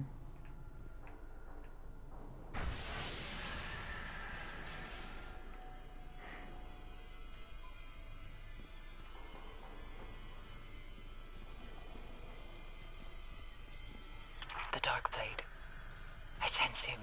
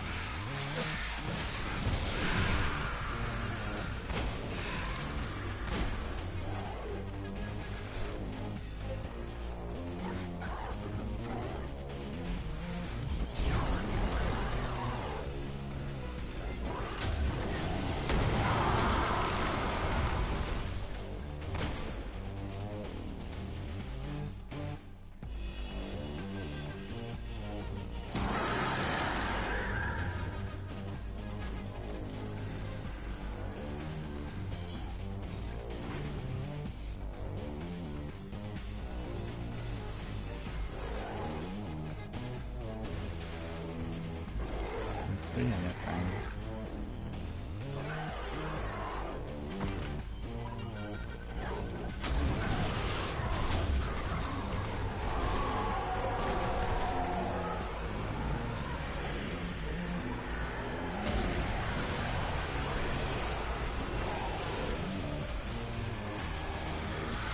We don't have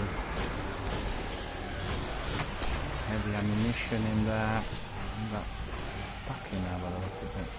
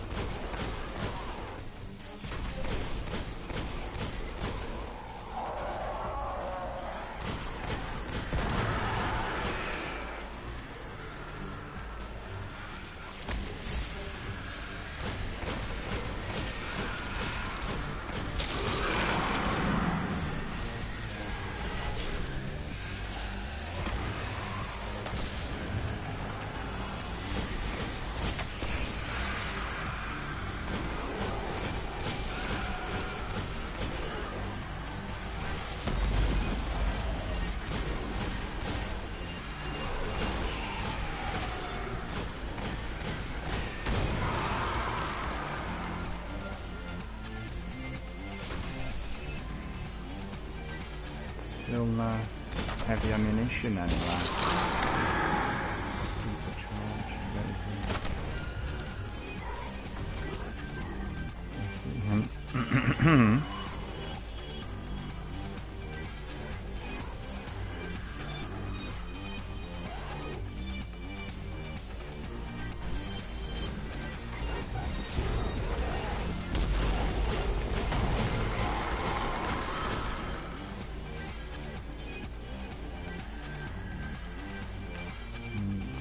Few more rockets.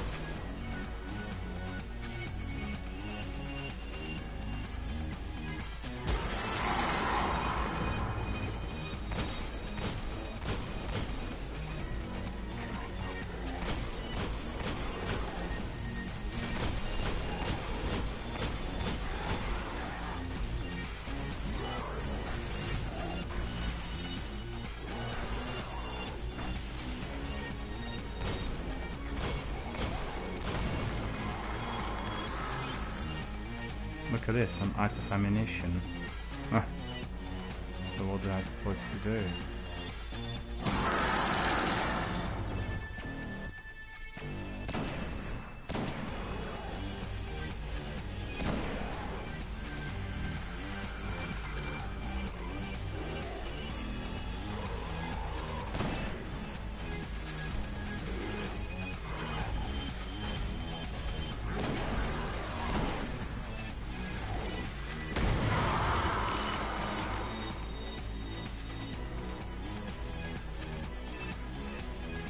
No primary. I'll be running out of ammunition now.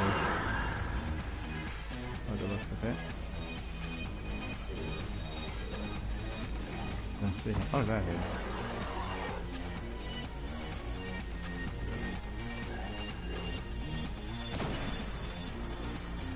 Firing off randomly because I didn't see the beast. See behind the walls there. I didn't see him anymore. Oh,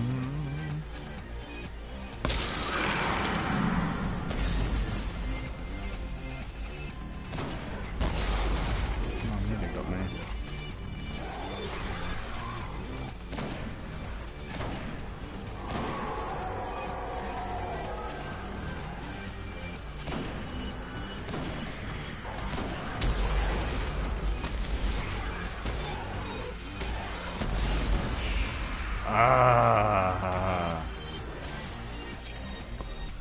I think we'll ask somebody to join us. I can see Jessie's here. Hello Jessie, how are you doing? Do you want to join us? You there? I don't really know whether you're there or not. Just tell me if you are, because I can bring you in. Because I don't fancy doing this again and again. It's quite a difficult strike. Best done really when you're in a team. Nearly got him though. Jesse was asking can you join, but I didn't actually see the message straight away. Are you still there? See whether you are still there. Not responding. But there's a delay, about 1 minute delay on the feed.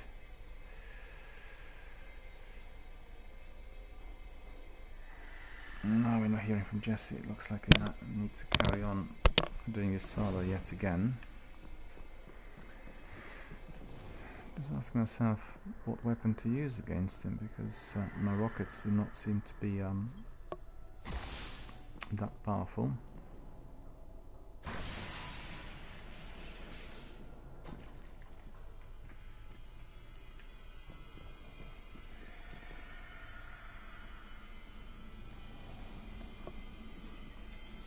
The Darkblade. I sense him.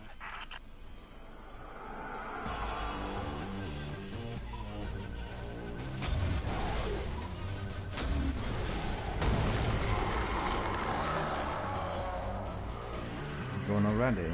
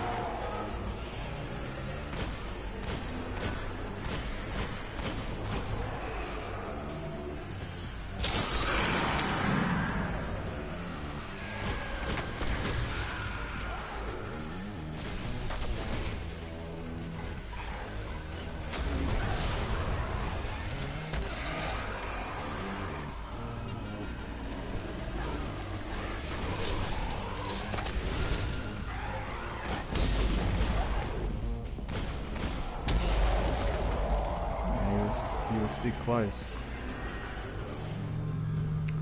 He was too close.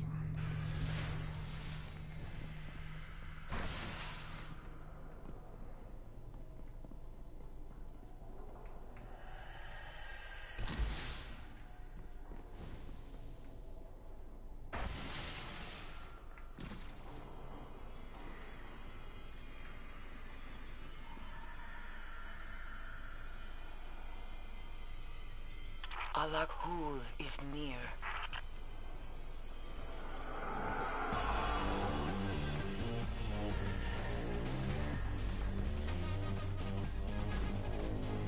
So where is it? Let's see him.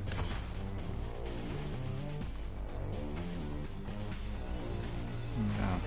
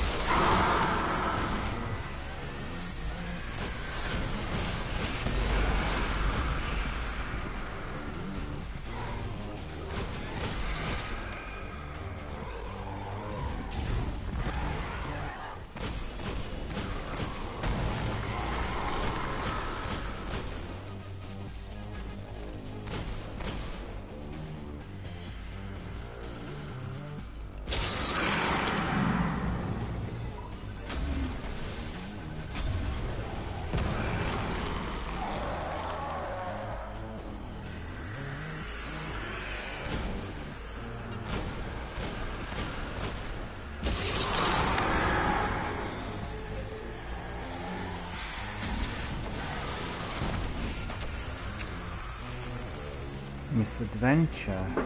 What for? Why?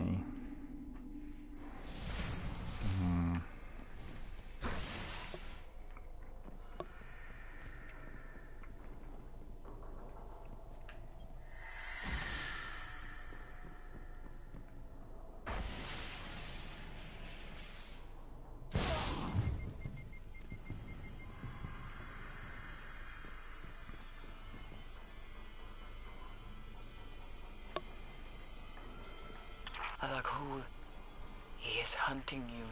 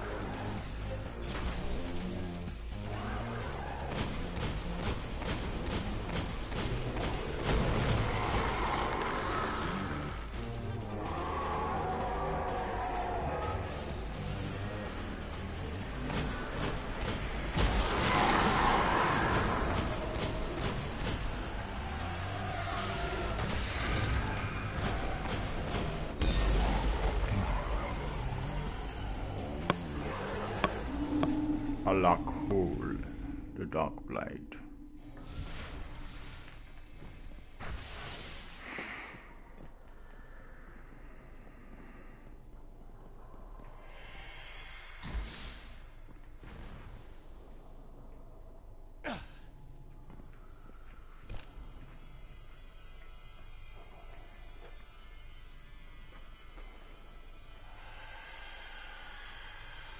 The dark blade. I sense him.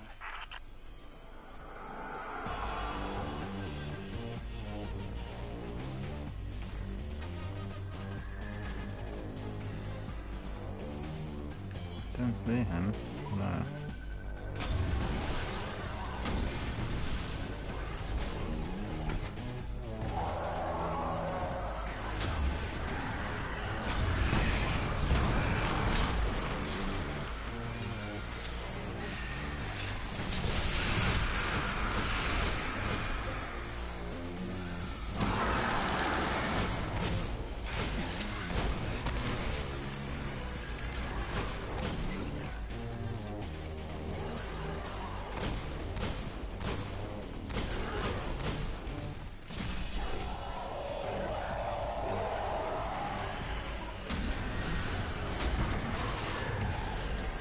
Close then. That's ridiculous. Well,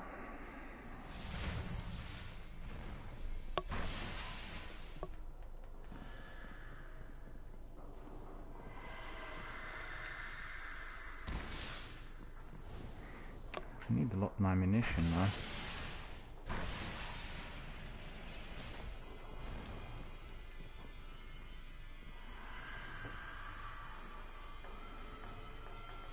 The dark blade. I sense him.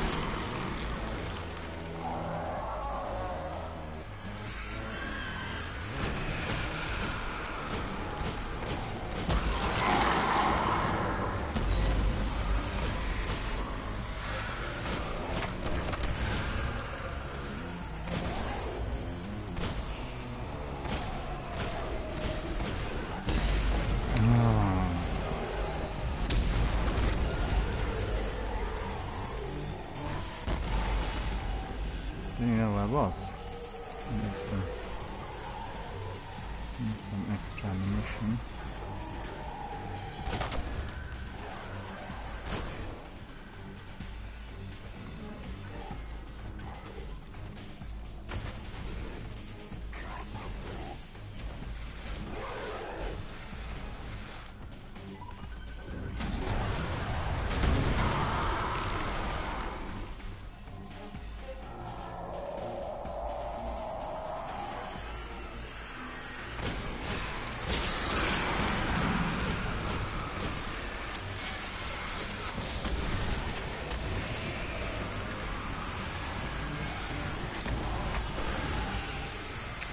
too many of them at once.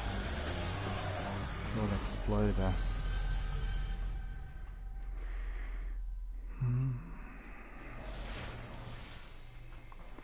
Let me see how many people we have on Twitch today. Who's watching Destiny today? Let's see. Not many really. Only about 5 streamers. It's gone down really drastically, has it not?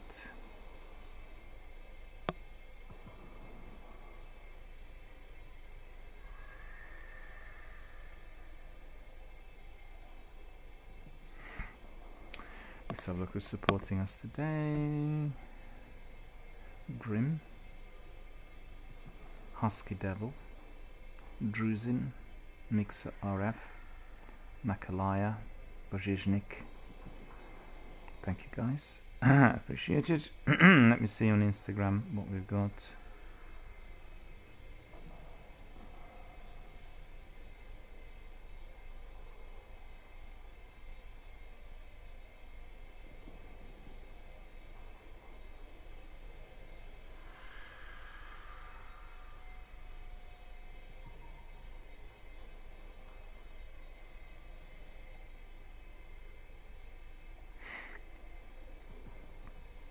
Nifnifus, Thorny Flower,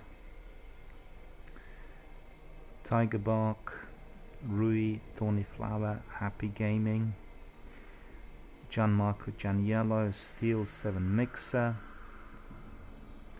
Basis 05, Dempster 81. Thank you guys for supporting. All appreciated as always. Okay. This track's not going too well. I'm not really surviving there with that dreadful Alakul, and not much joy really, but we are determined to complete. Let's see whether we will or not.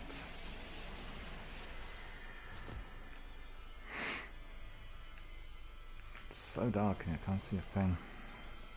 The Darkblade. I sense him.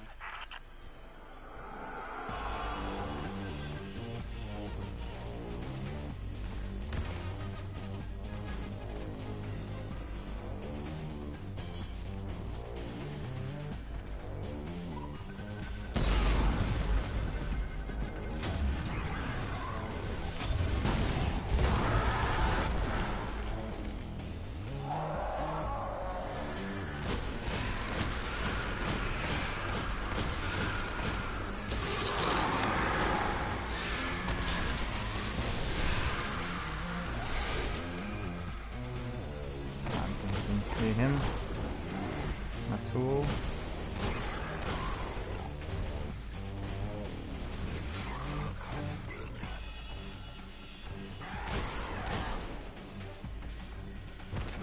Not there.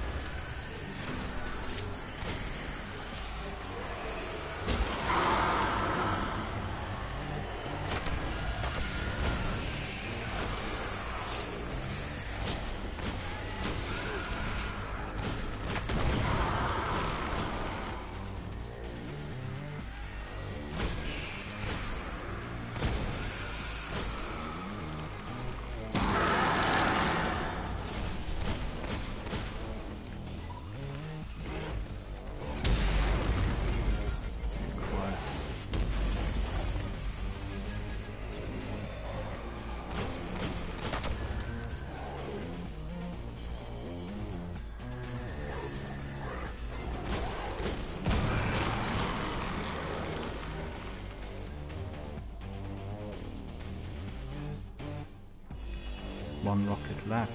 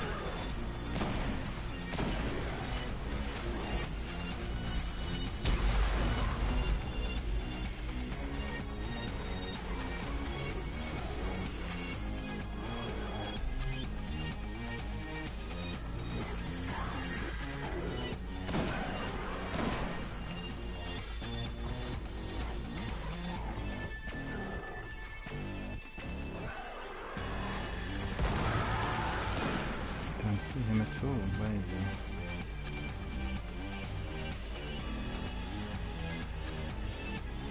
Where is that sword came out of the windows?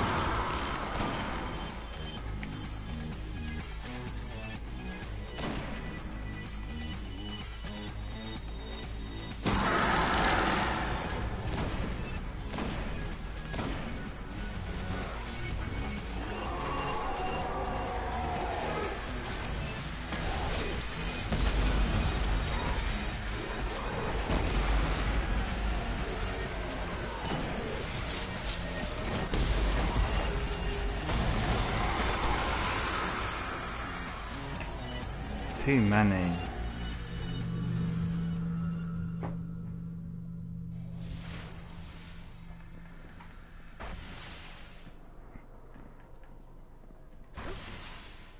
It's almost like a Nightfall Strike, isn't it? Really very tricky. I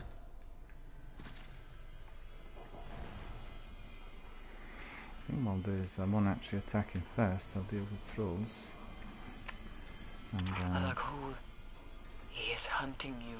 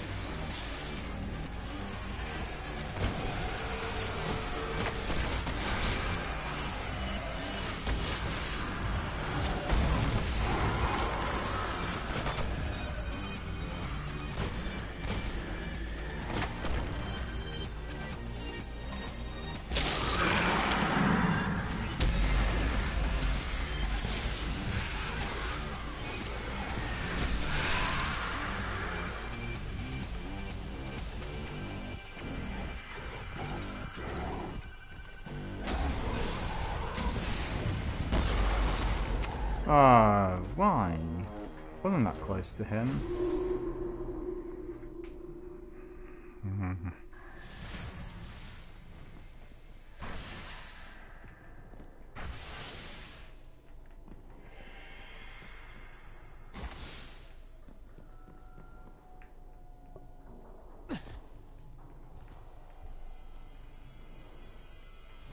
She wasn't as dark. Can't see a thing in her. The Darkblade. I sense him.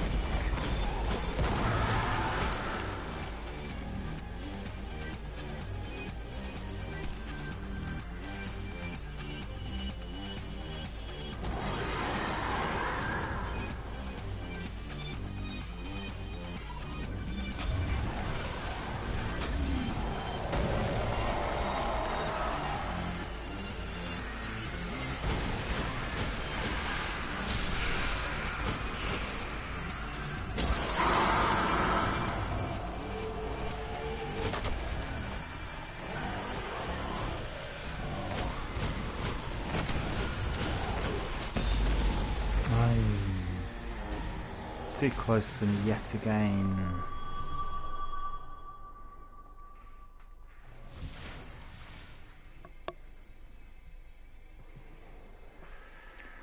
Wow, wow, wow. What do you know? This is turning out to be a lot more difficult than expected. We are doing it for the first time here, this strike on this difficulty level, without any assistance. Turning out to be really difficult.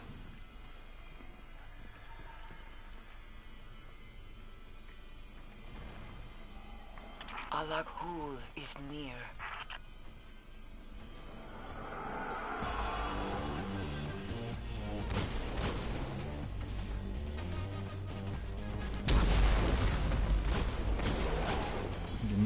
at all. No special ammunition.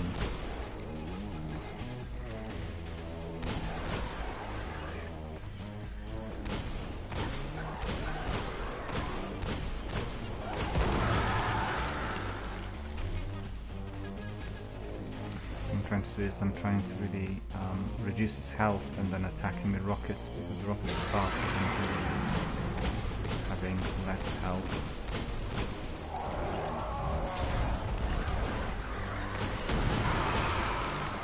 Super, actually not doing anything.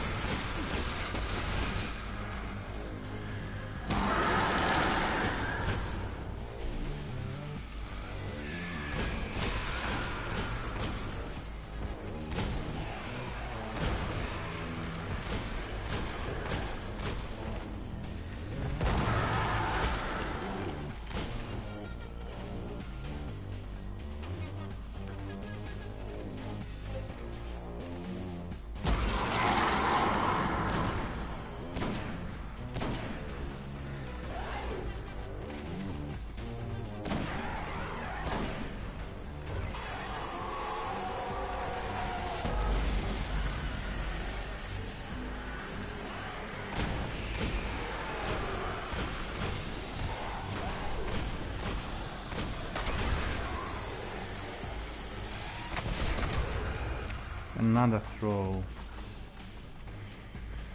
Well,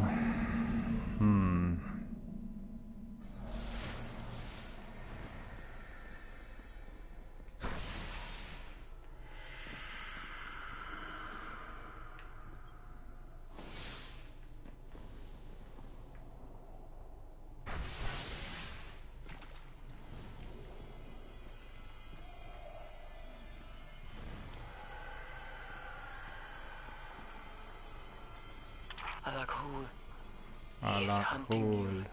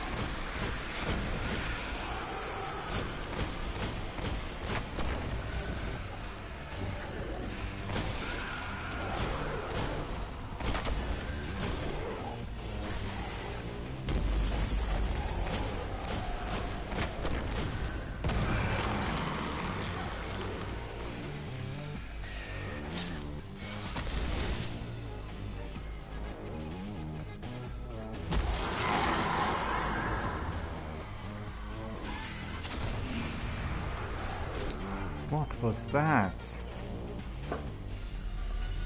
I thought I was doing quite well, but it turned out to be the other way.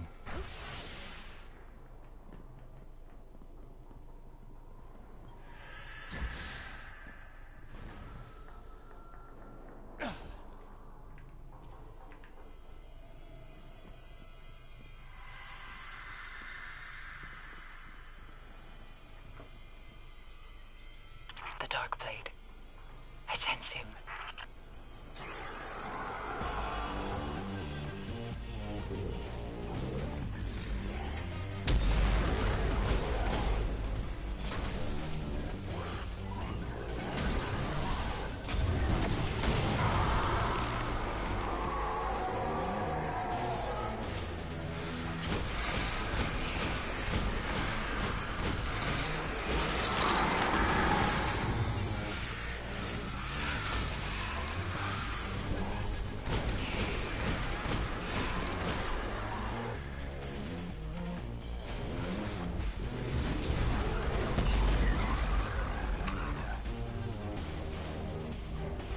something else.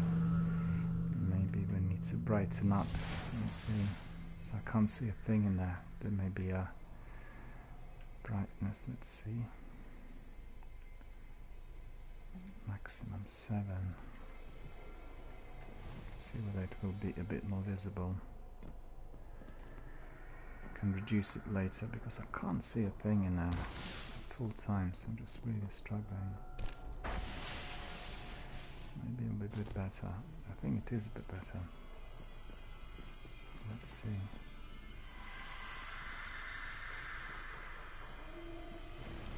Alakhul is near. Allah cool.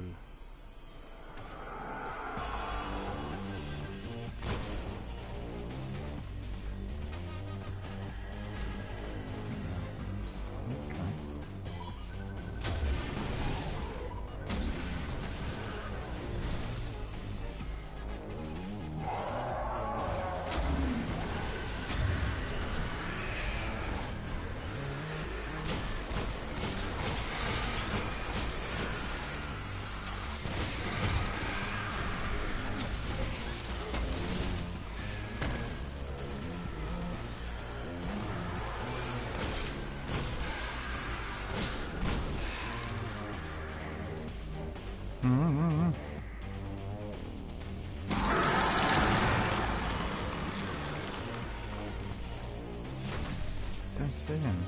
Oh, he was there. Doesn't make it much easier. Explains the facts.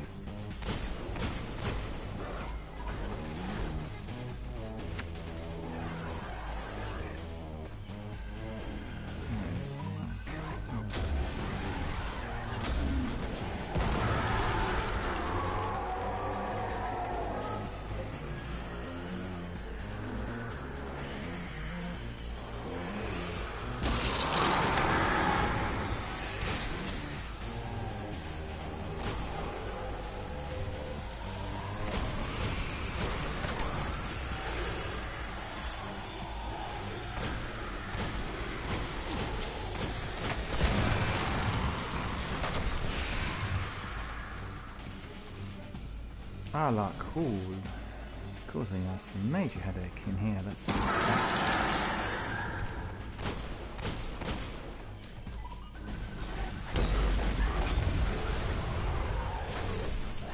So I'm not suffering much damage from my rockets.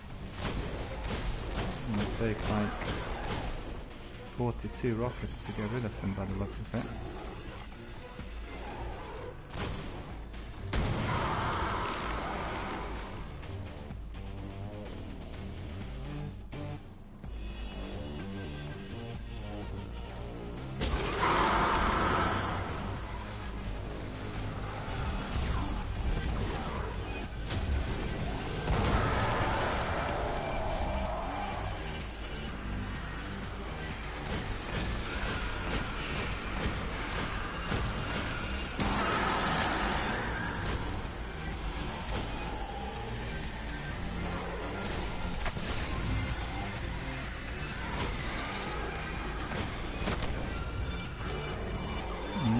Nearly got me.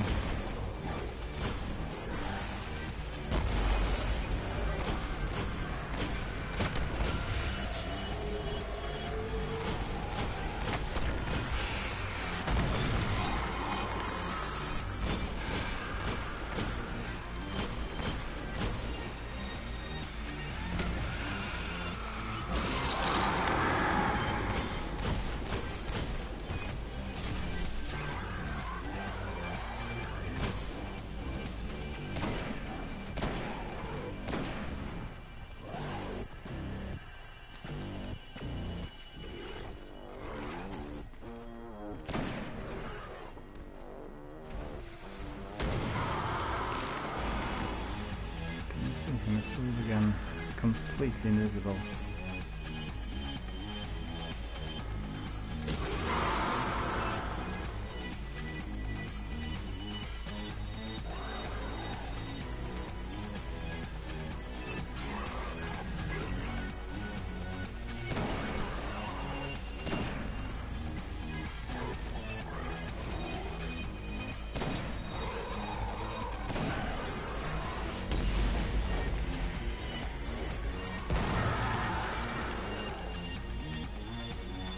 can't see him anywhere. I need rockets and I haven't got any.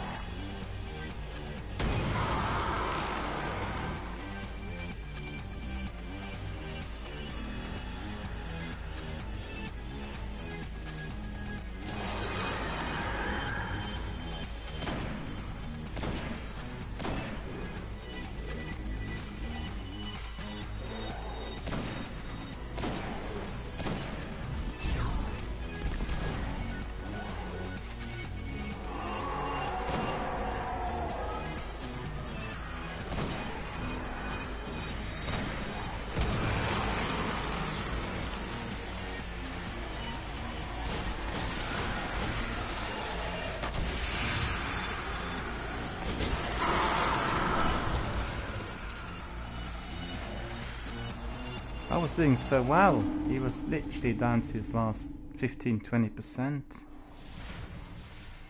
No, that's not really happy, is it? But the problem is really with my heavy, because I don't have enough ammunition to sort him out. So principally what we'll do is we'll start with our sniper, and then we'll use everything else towards the end. Still didn't have my snack because of this strike, so I'm very annoyed. No breaks at all. Where is he? I don't see him again.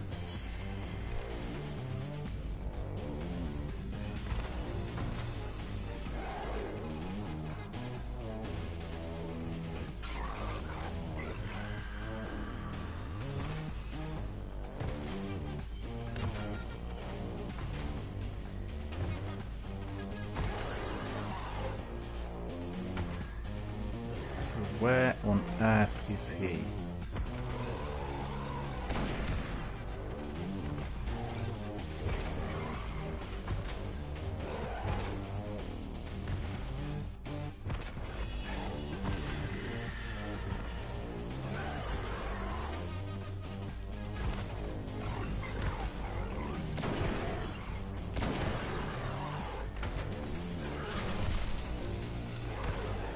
Sneaking up.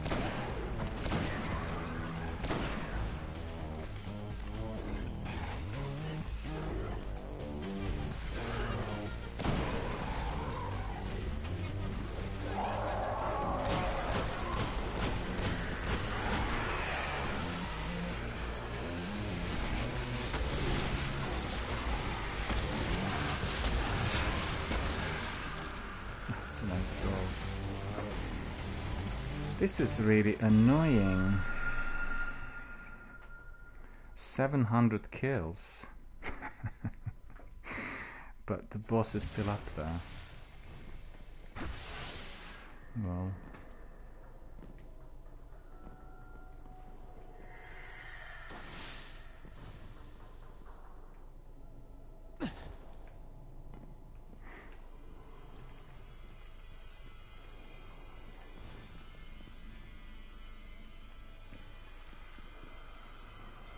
Alakhul is near.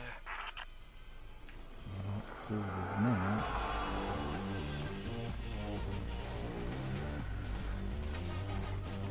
I don't see him anywhere.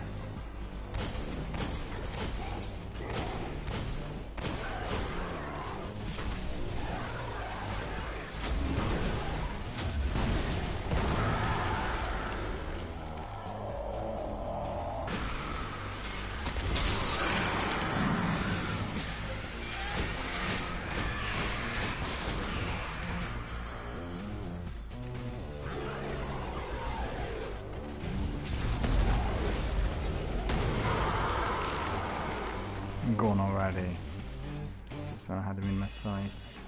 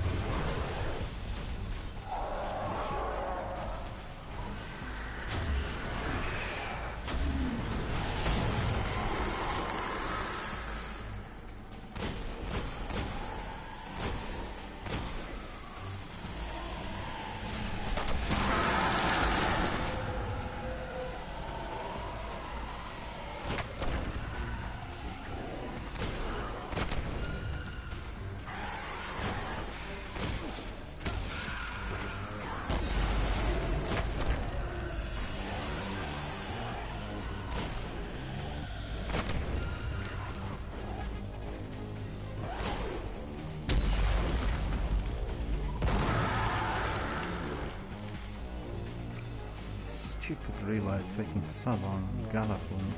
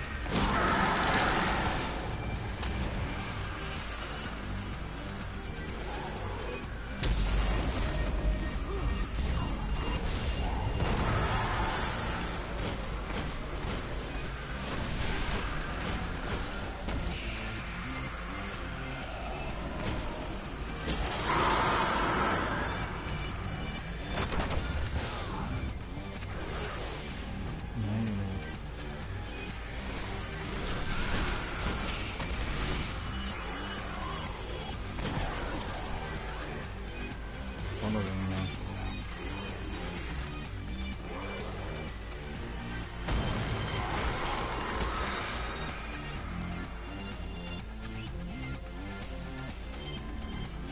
Just two.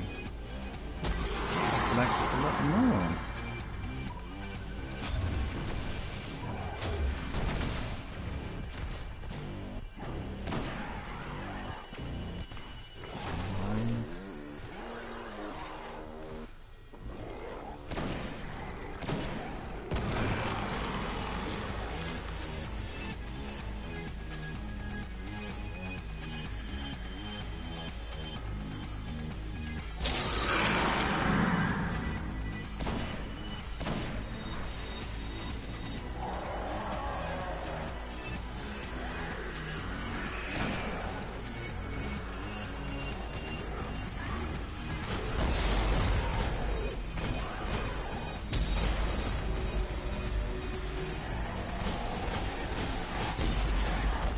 Oh, go away, he was down to like 10%.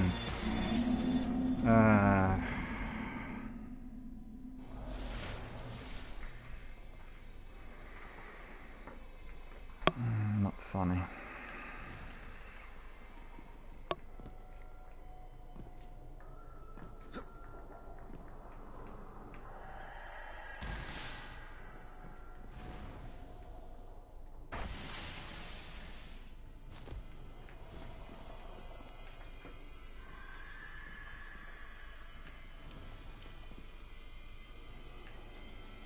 The Darkblade. I sense him.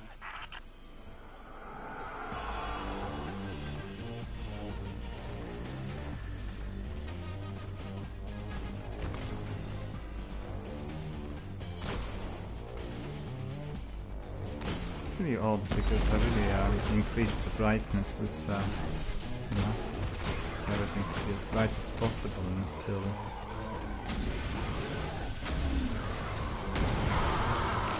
I don't see anything.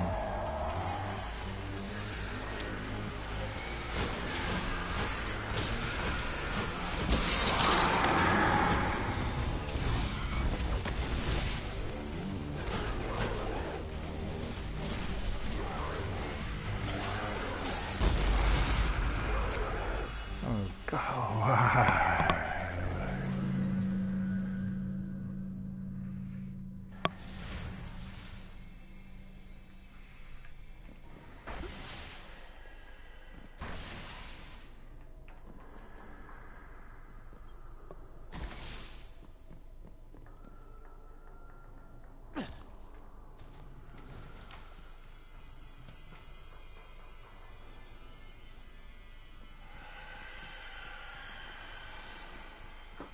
The Darkblade. I sense him.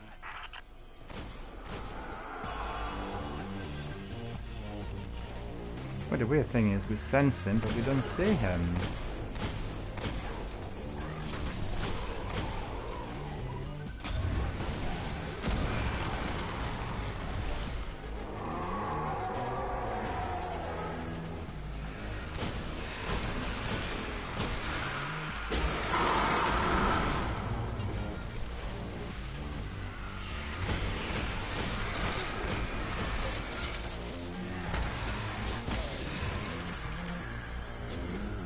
I ain't quick enough, these guys.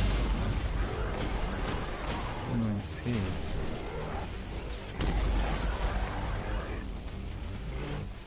Constantly loading this Galahorn like a million times.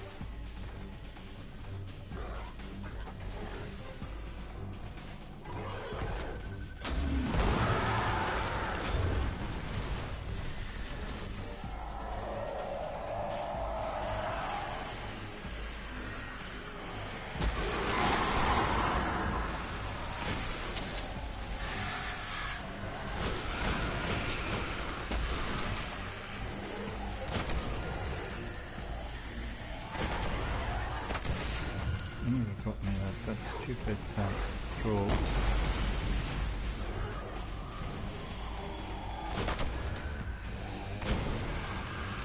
That was close. Oh. That's, not wise. Loading it again. How many more times?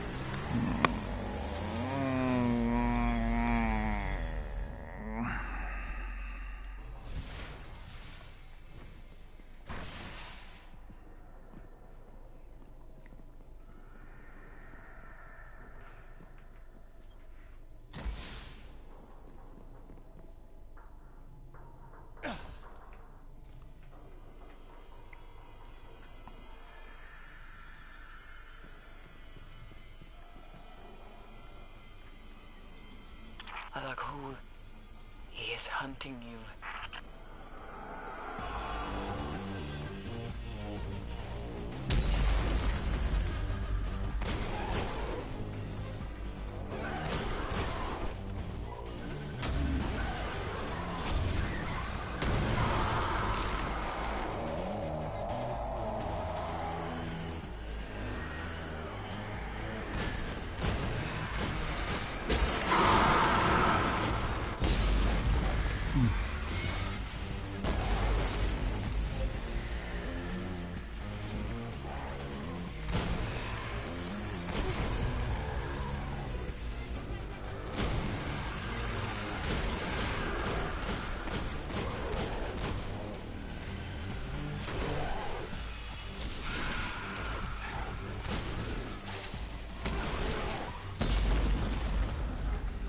I wasn't that close to him though. I don't know why he got me.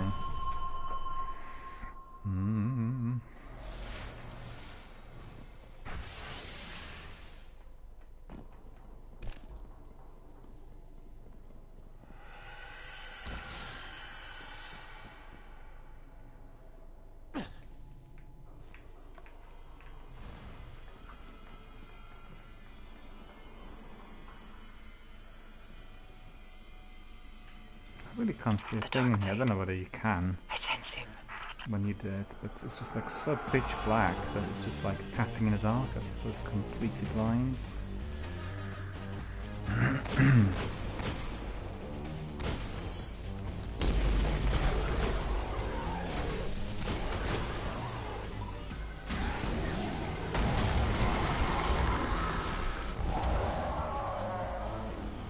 Super to spray.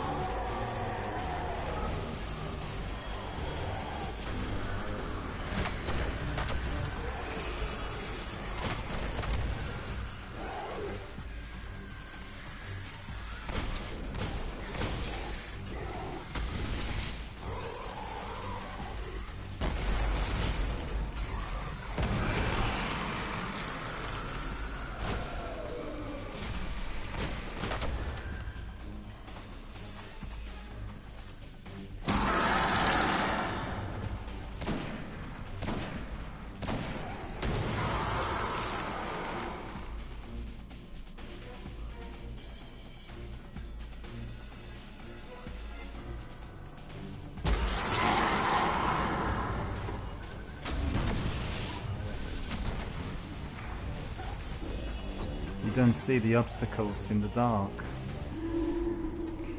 You don't see anything. You don't even see the boss. So a grind.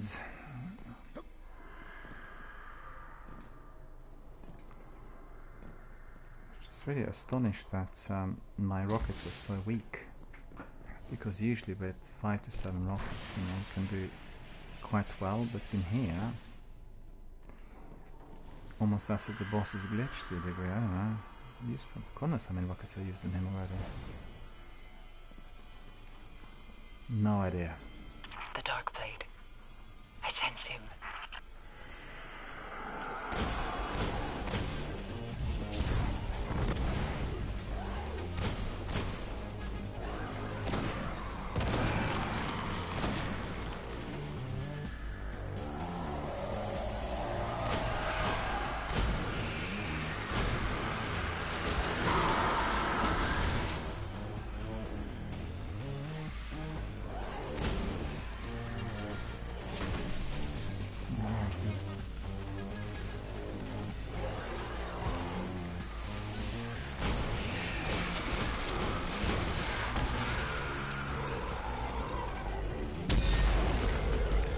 I didn't see him at all.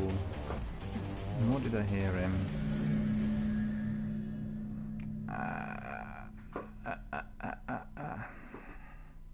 How many more times will I need to do this, huh?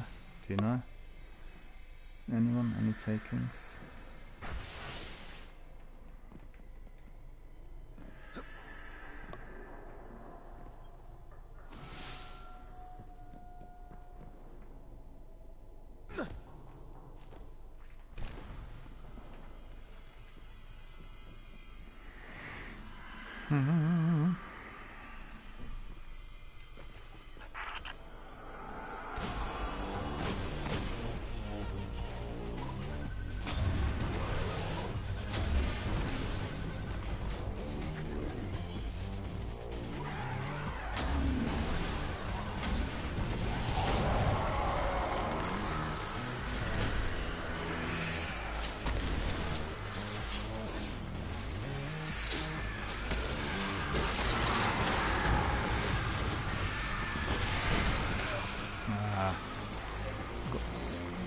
Pushed into a corner.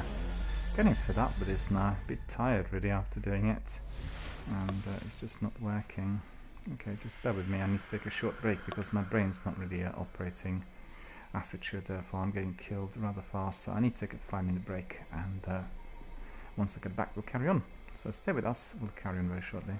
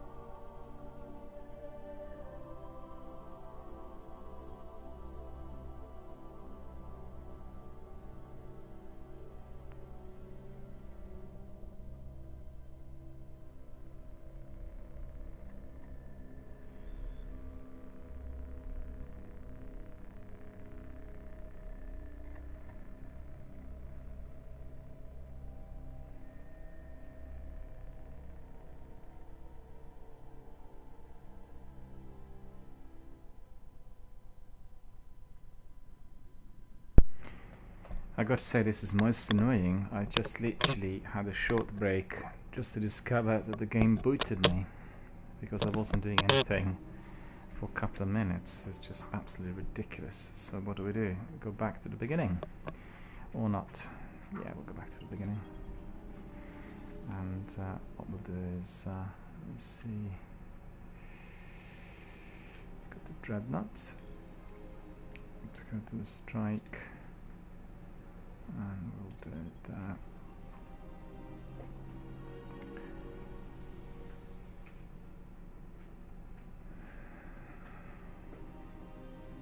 Let's see if anybody else is going to be selected. Maybe, maybe not. We'll see. I can't work out whether that boss was glitched, because usually the Galahorn rockets would be more effective, and I must have used at an earlier stage 3 or 4 lots. So it would have been 21 rockets slamming into him, and he wasn't even down to less than 50%. I had the same problem the other day with a tank in another strike, and it was just really weird. I've used 40, 60 rockets on a tank, and the tank wasn't responding, you know, with the kind of reduced health. So I'm not sure whether it's a glitch or it's just me. Well, I guess we'll find out. So we're doing a replay. Some creatures of the Hive strain against the will of Oryx. Alakul, the Darkblade, is one such. Long ago, he fomented rebellion against the king, and attempted to take his mantle. Alakul failed, and now awaits the mercy of the Hive. Given the chance, the Darkblade will step in to take Oryx's crown. We must not allow another prince to rise.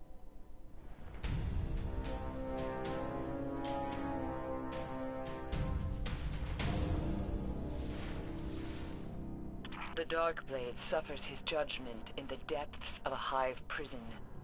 I am feeding an energy marker to your ghost. It will lead you to his cell. Indeed it will. It'll bring us to the cell of Alakul.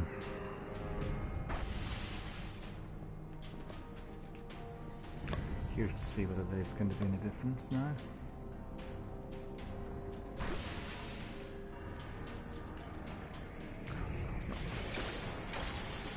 Forgot that I was using my Galahorn. I need to really use Dark Drinker in the earlier stages of the strike.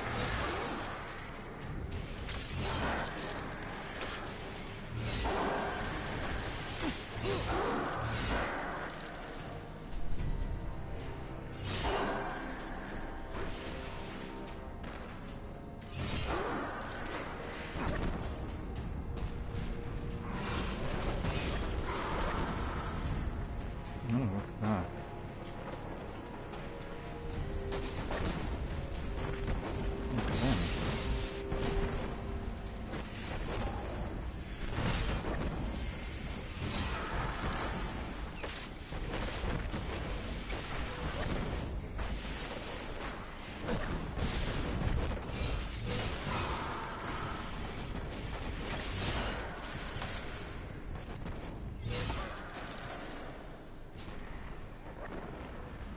Look at them. No need.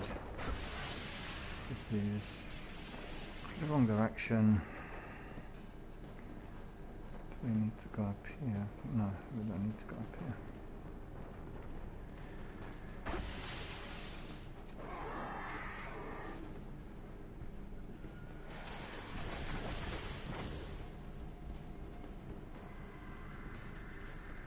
No, we don't need to go up here either.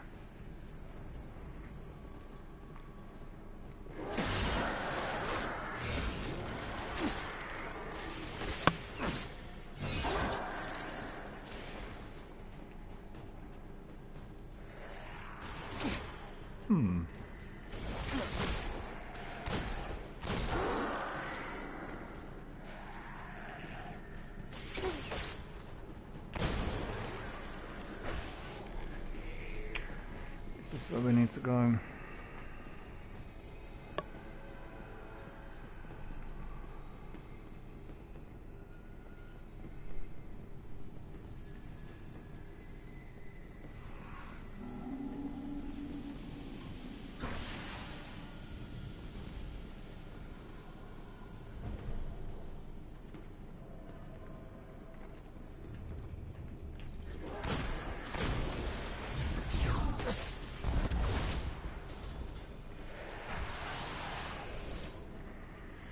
Don't tell me that someone survived. All three of them. What was that super doing then? Nothing. And also, my super was completely ineffective against the Black Hole. It's no damage. I used it quite a few times.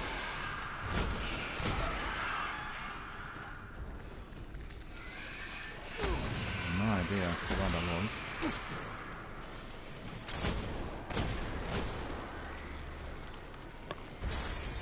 Race through it really, because we are once again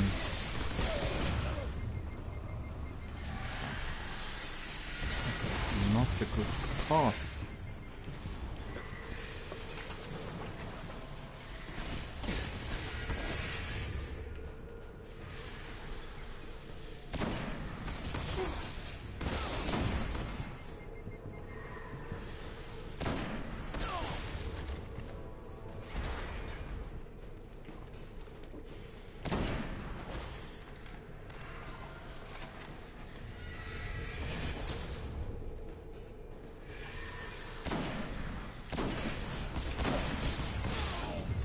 Third shot went astray.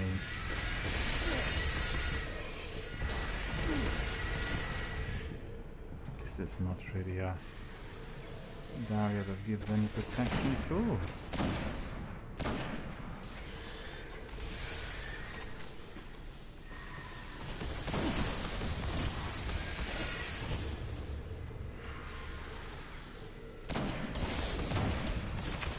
These are really quite tricky. Are they glitched?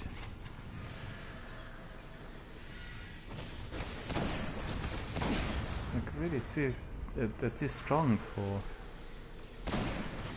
what we are doing at the moment.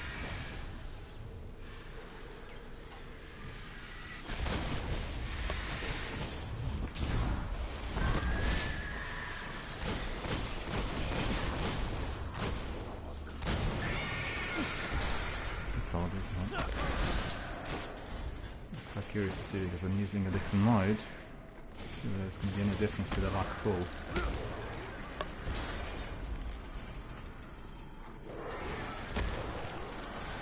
Melee seems to work fine. In there.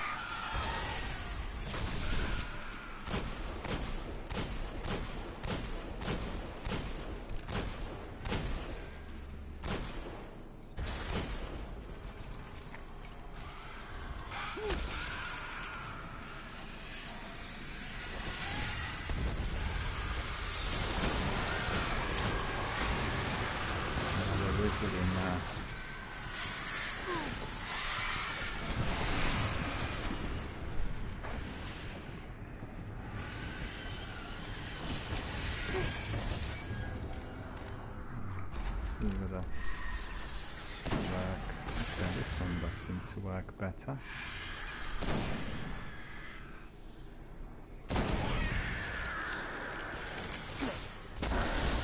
Compared to the other. Seems uneven, doesn't it? The other two wizards were really too strong for what they were.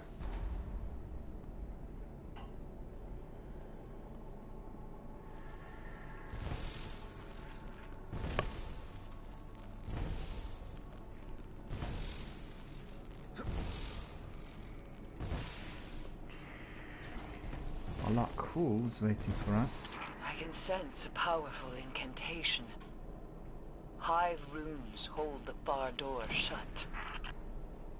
My scan says the runes draw energy from those towers. If you get me over there, I can hack them and open the door.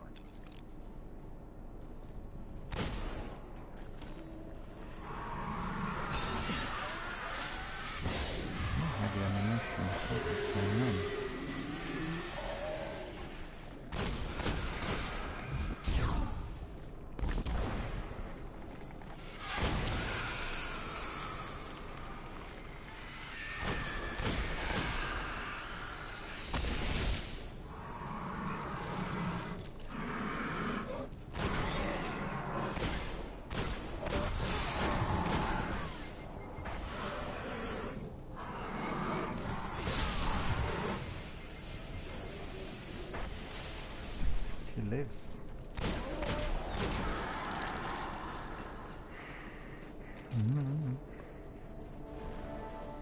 Now we're not getting any heavy ammunition. But that's no fun, is it?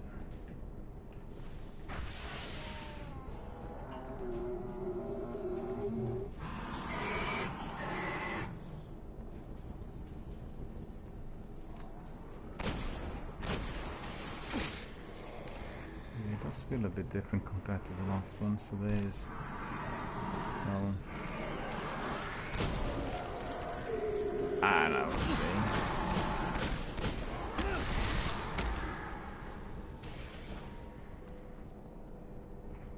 Pick up as much ammunition as possible, because we'll need it for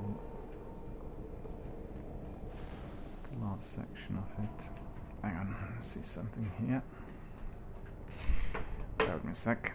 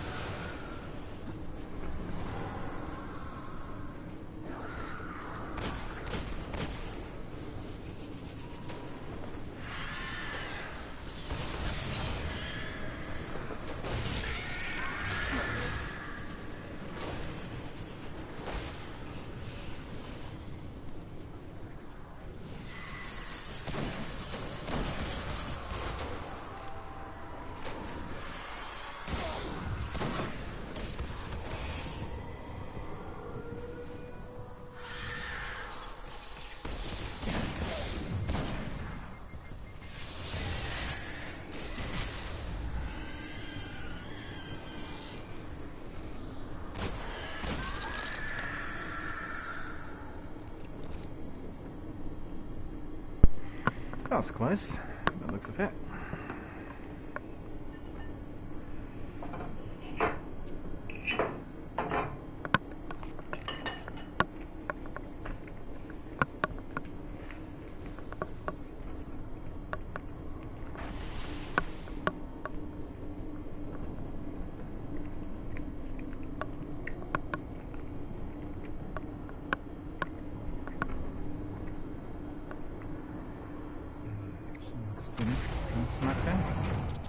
The spell is getting weaker.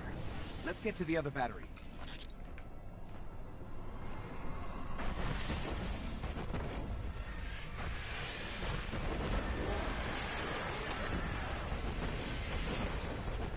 Okay.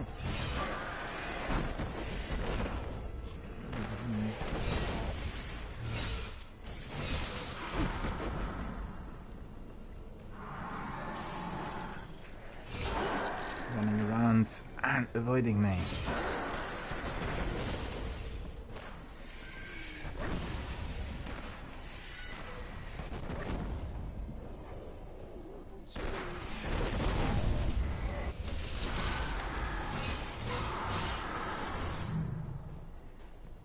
I was going to jump.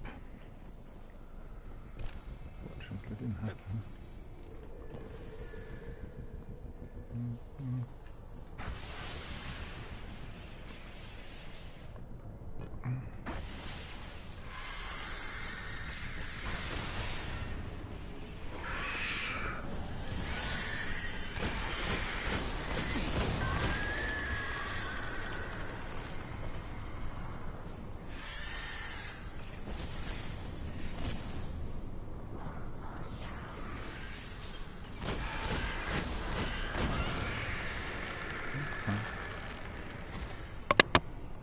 Some extra ammunition in there.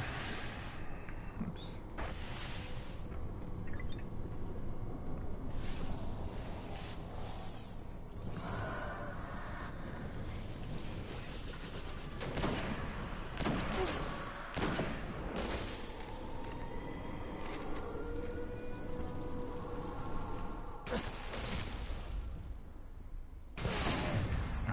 Go away. How many more?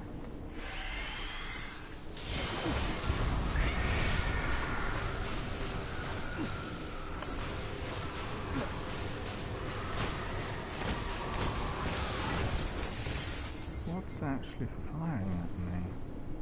Is that gas? And what else? Don't see anything else. Oh, there.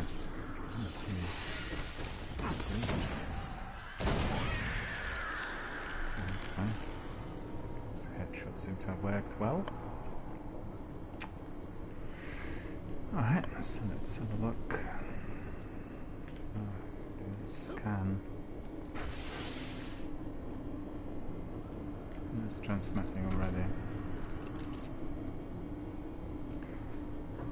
Okay. Can anyone read what it says here? I wonder. I certainly cannot.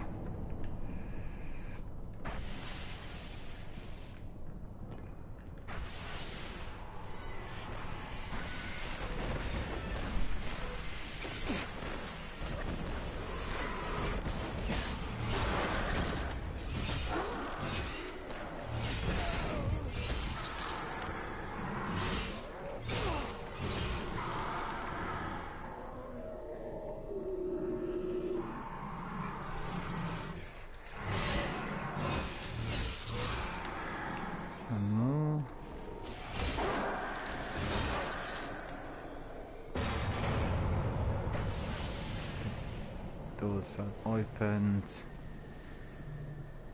And now we're going to have plenty of action in here. As always.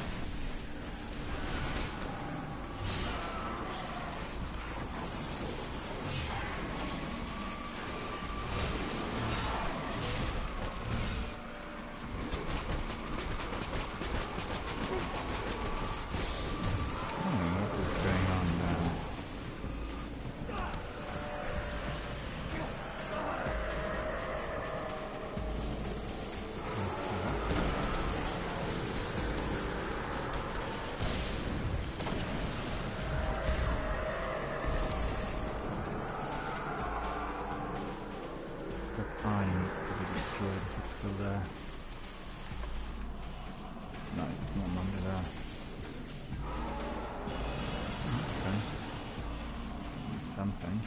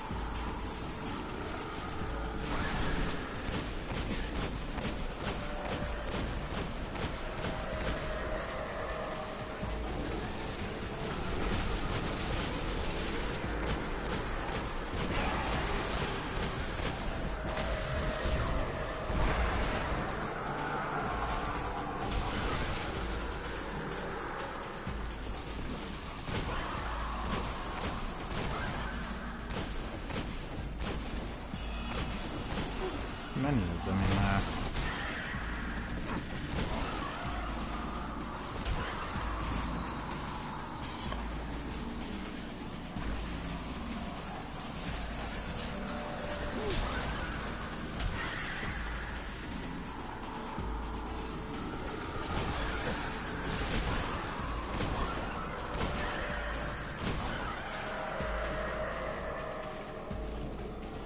Multiplying.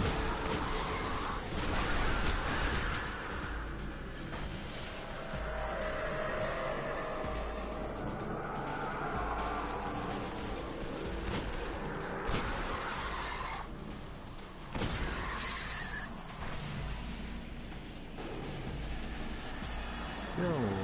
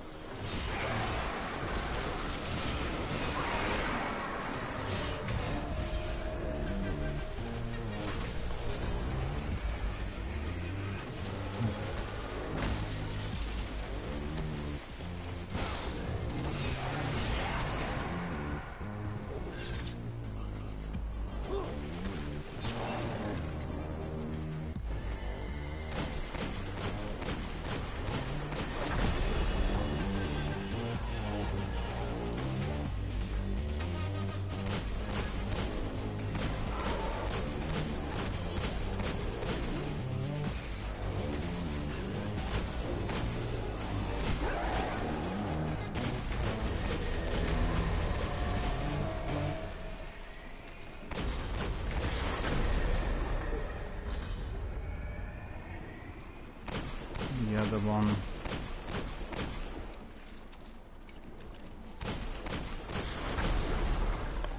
Always destroy all of these. It looks like somebody joined us, which is interesting.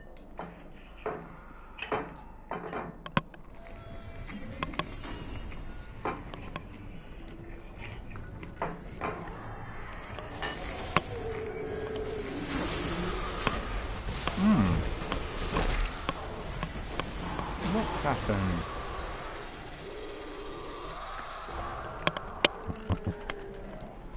Just grabbing a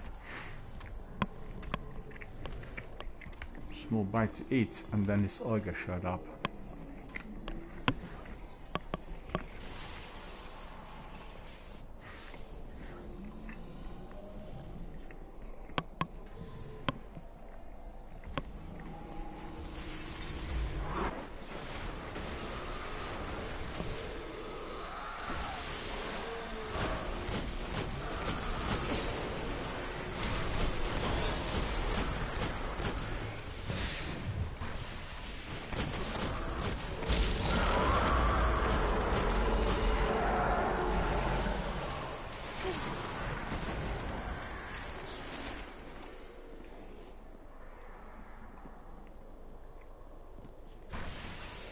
Oh, there's another one there.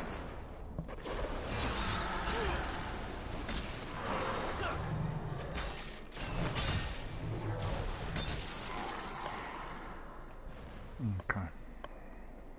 Let me just pick up some ammunition in there. Supercharged.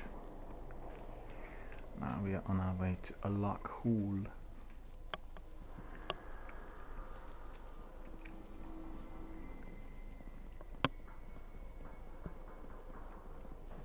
See the chap following us. Come on. We're on the right track. Alakul's energy marker is getting stronger. Find the Dark Blade. Finish this.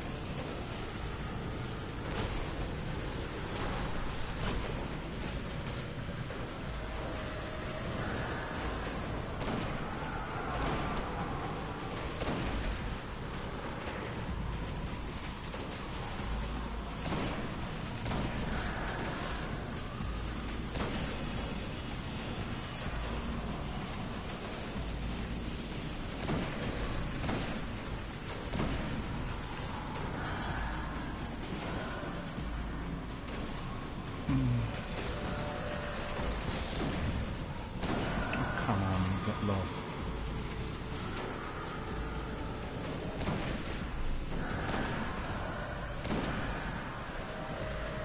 He's too strong for what he's supposed to be. It's like in a nightfall strike. How many magazines did it take? Quite a few.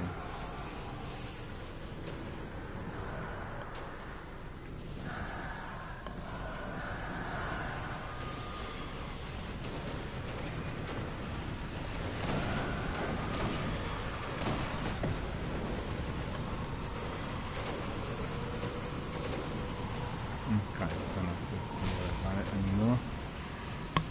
So you made it to here.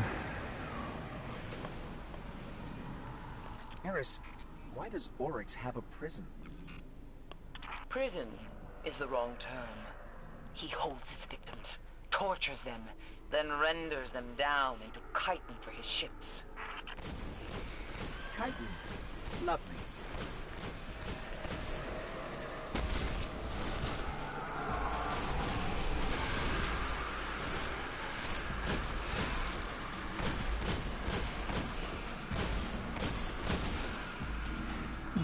So that's all been completed.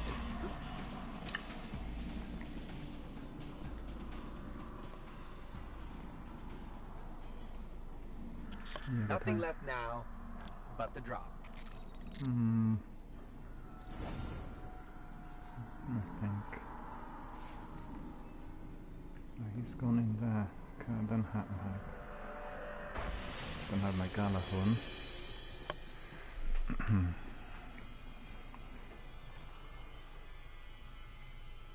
The Darkblade. I sense him.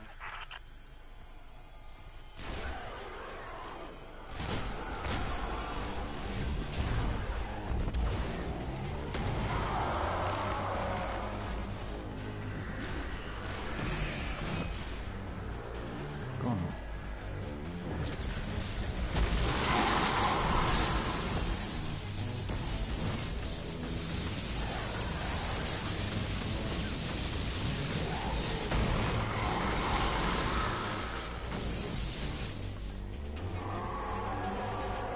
No heavy ammunition. As you can see, as we're doing it together, it's looked a lot better.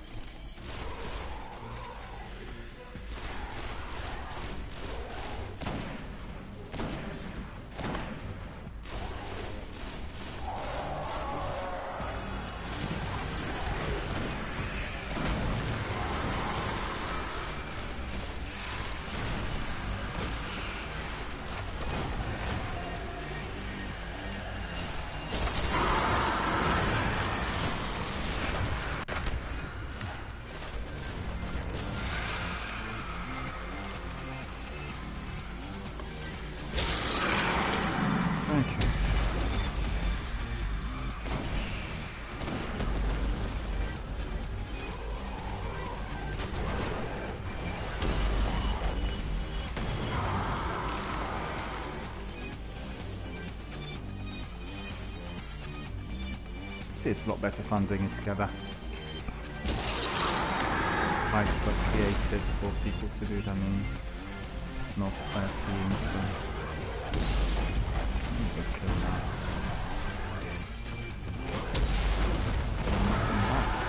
Very angry.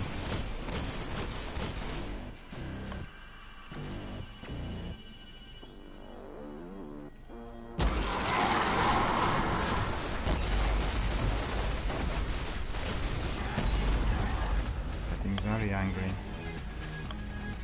Oh no, he got killed. He was having like 10% less.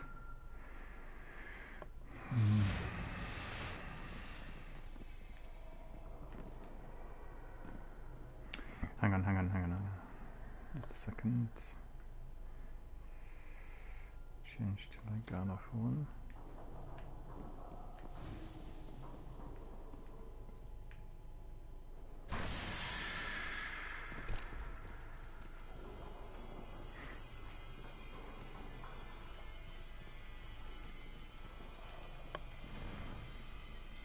Alakhul is near. Alakhul is near.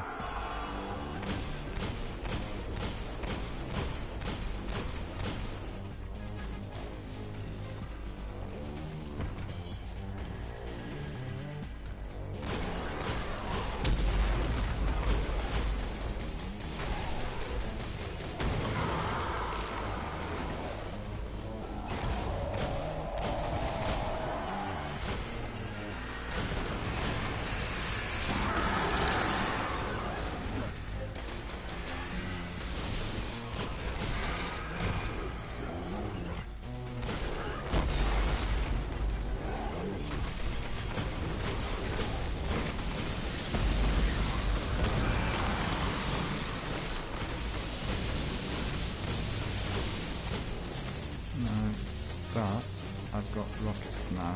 And that's good news. A lot of them.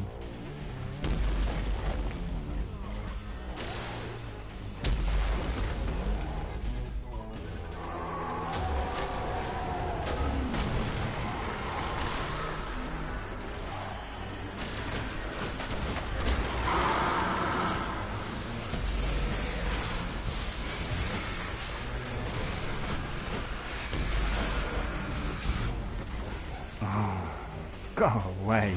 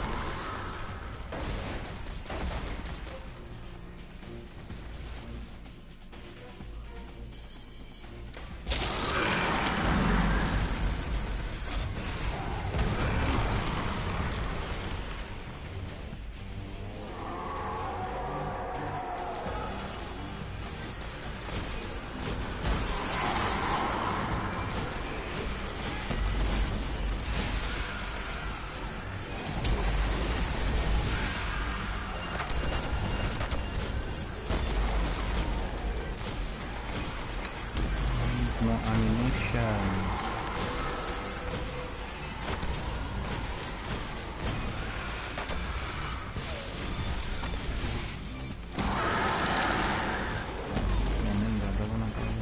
Don't want to go in there. I don't know where I am.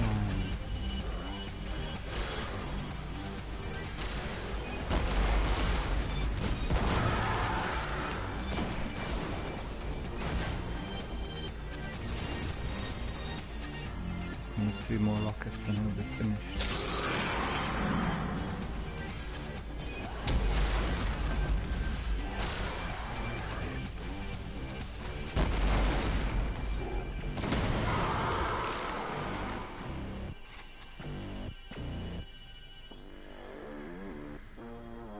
I don't see him too well.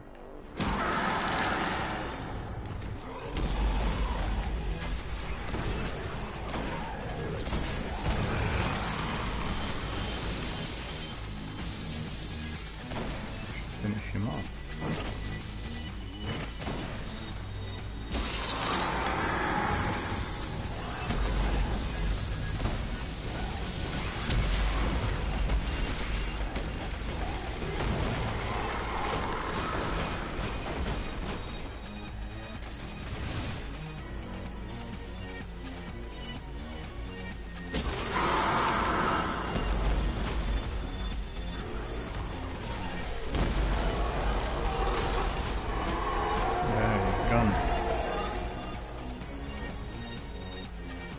He is gone finally after that lengthy battle here, even several times. Dark soul goes screaming into the pit between the stars. So that's been really With very none left to annoying. lead in Oryx's wake, the Did it take taken us a little while? languish, decay, but they will not die away.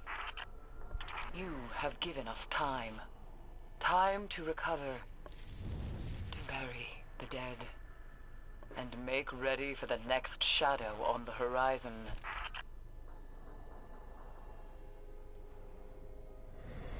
Well, my friends, looks like we've come to the end of this strike and the end of our broadcast of Destiny for today. So, hope you enjoyed it. It's been hectic, lots of activity, and some of it was very difficult, I've got to admit. And I wish I would have played the last lot on the hardest difficulty level 2, but I thought that the boss was glitched in the previous strike, or the attempt that I had, and therefore we've gone for the milder version. I think it would have been more interesting had I known that the other chap was going to join us, but you know, you never know here in Destiny. The strikes are not frequently played now by many people, and therefore sometimes we get it in a form of a solo effort, and then at other times we get somebody else to join us, and that's exactly what happened. So so we've had a couple of story missions, and we've had this lengthy Sunday Cell strike. It's one of the big strikes in the Taken King DLC, successfully completed, as you could see, after that first unsuccessful attempt. And hope you enjoyed it, hope you still like what you see here on my channel. We have a very quiet community at the moment, not many people popping in or even saying hello, but I've seen that the traffic had been on an increase during this week. We've had anything between 120 and maybe 240 new people popping in, having a look, so that's quite good. I welcome you all and hope you're enjoying our community and our content. If indeed you are, you can support us by tipping, which is throwing us some shillings and pence for all we do, and you can do that simply by going to the donate page. You hit the button that says donate, and then you can throw in whatever you like, as much or as little, and all of that will be greatly appreciated both by myself and other members of my community in order to support the channel and its existence here on Twitch and other online platforms. So thank you for watching, thank you for being here with us today. Our Destiny adventure will continue tomorrow from 10 AM, and on Sunday we have a shorter stream, which is usually around 3 hours long. And first of all, I want to wish you all a very happy, sunny, healthy weekend ahead. Make sure you double check all the freebies that are available on Xbox. This week we have an indie an indie multiplayer game that I thought was very interesting. Also we have, I think, there's a football game, it's Pro Evolution Soccer, and then there's also Formula 1 racing games. So you have plenty to enjoy for the whole weekend. Simply need to download it and then crack on your console. And I'm doing several other games here. I'm playing the Last of Us 1 remastered version in order to warm myself up for the sequel, which obviously came out yesterday. And also I'm doing Distant Memories, another wonderful Bandai Namco title that came out about 18 months ago. Not played it before. It is freely available on PlayStation Now services. You can access it with ease straight away, and therefore I have plenty to do outside of my broadcasting hour, as you could see. For all of you interested, you can always pop and have a look at the activity on my Twitter, It's following some of my gaming activities together with those of my community and overall industry news, and also on Instagram, where I'm sort of posting various screenshots of my gaming activity, some invitations, some promotion for our stream as well, but always a very good selection of rare or somewhat unusual screenshots from various games that I'm currently engaging with. So there is a big lengthy weekend ahead of us, and therefore I would like to invite everyone to carry on playing whatever you're doing presently on your consoles and PCs. Make sure you are adhering to social distancing. The pandemic has not gone, the virus is present out there in the community, so stay healthy, safe and well, and I'll see you all tomorrow at 10 o'clock.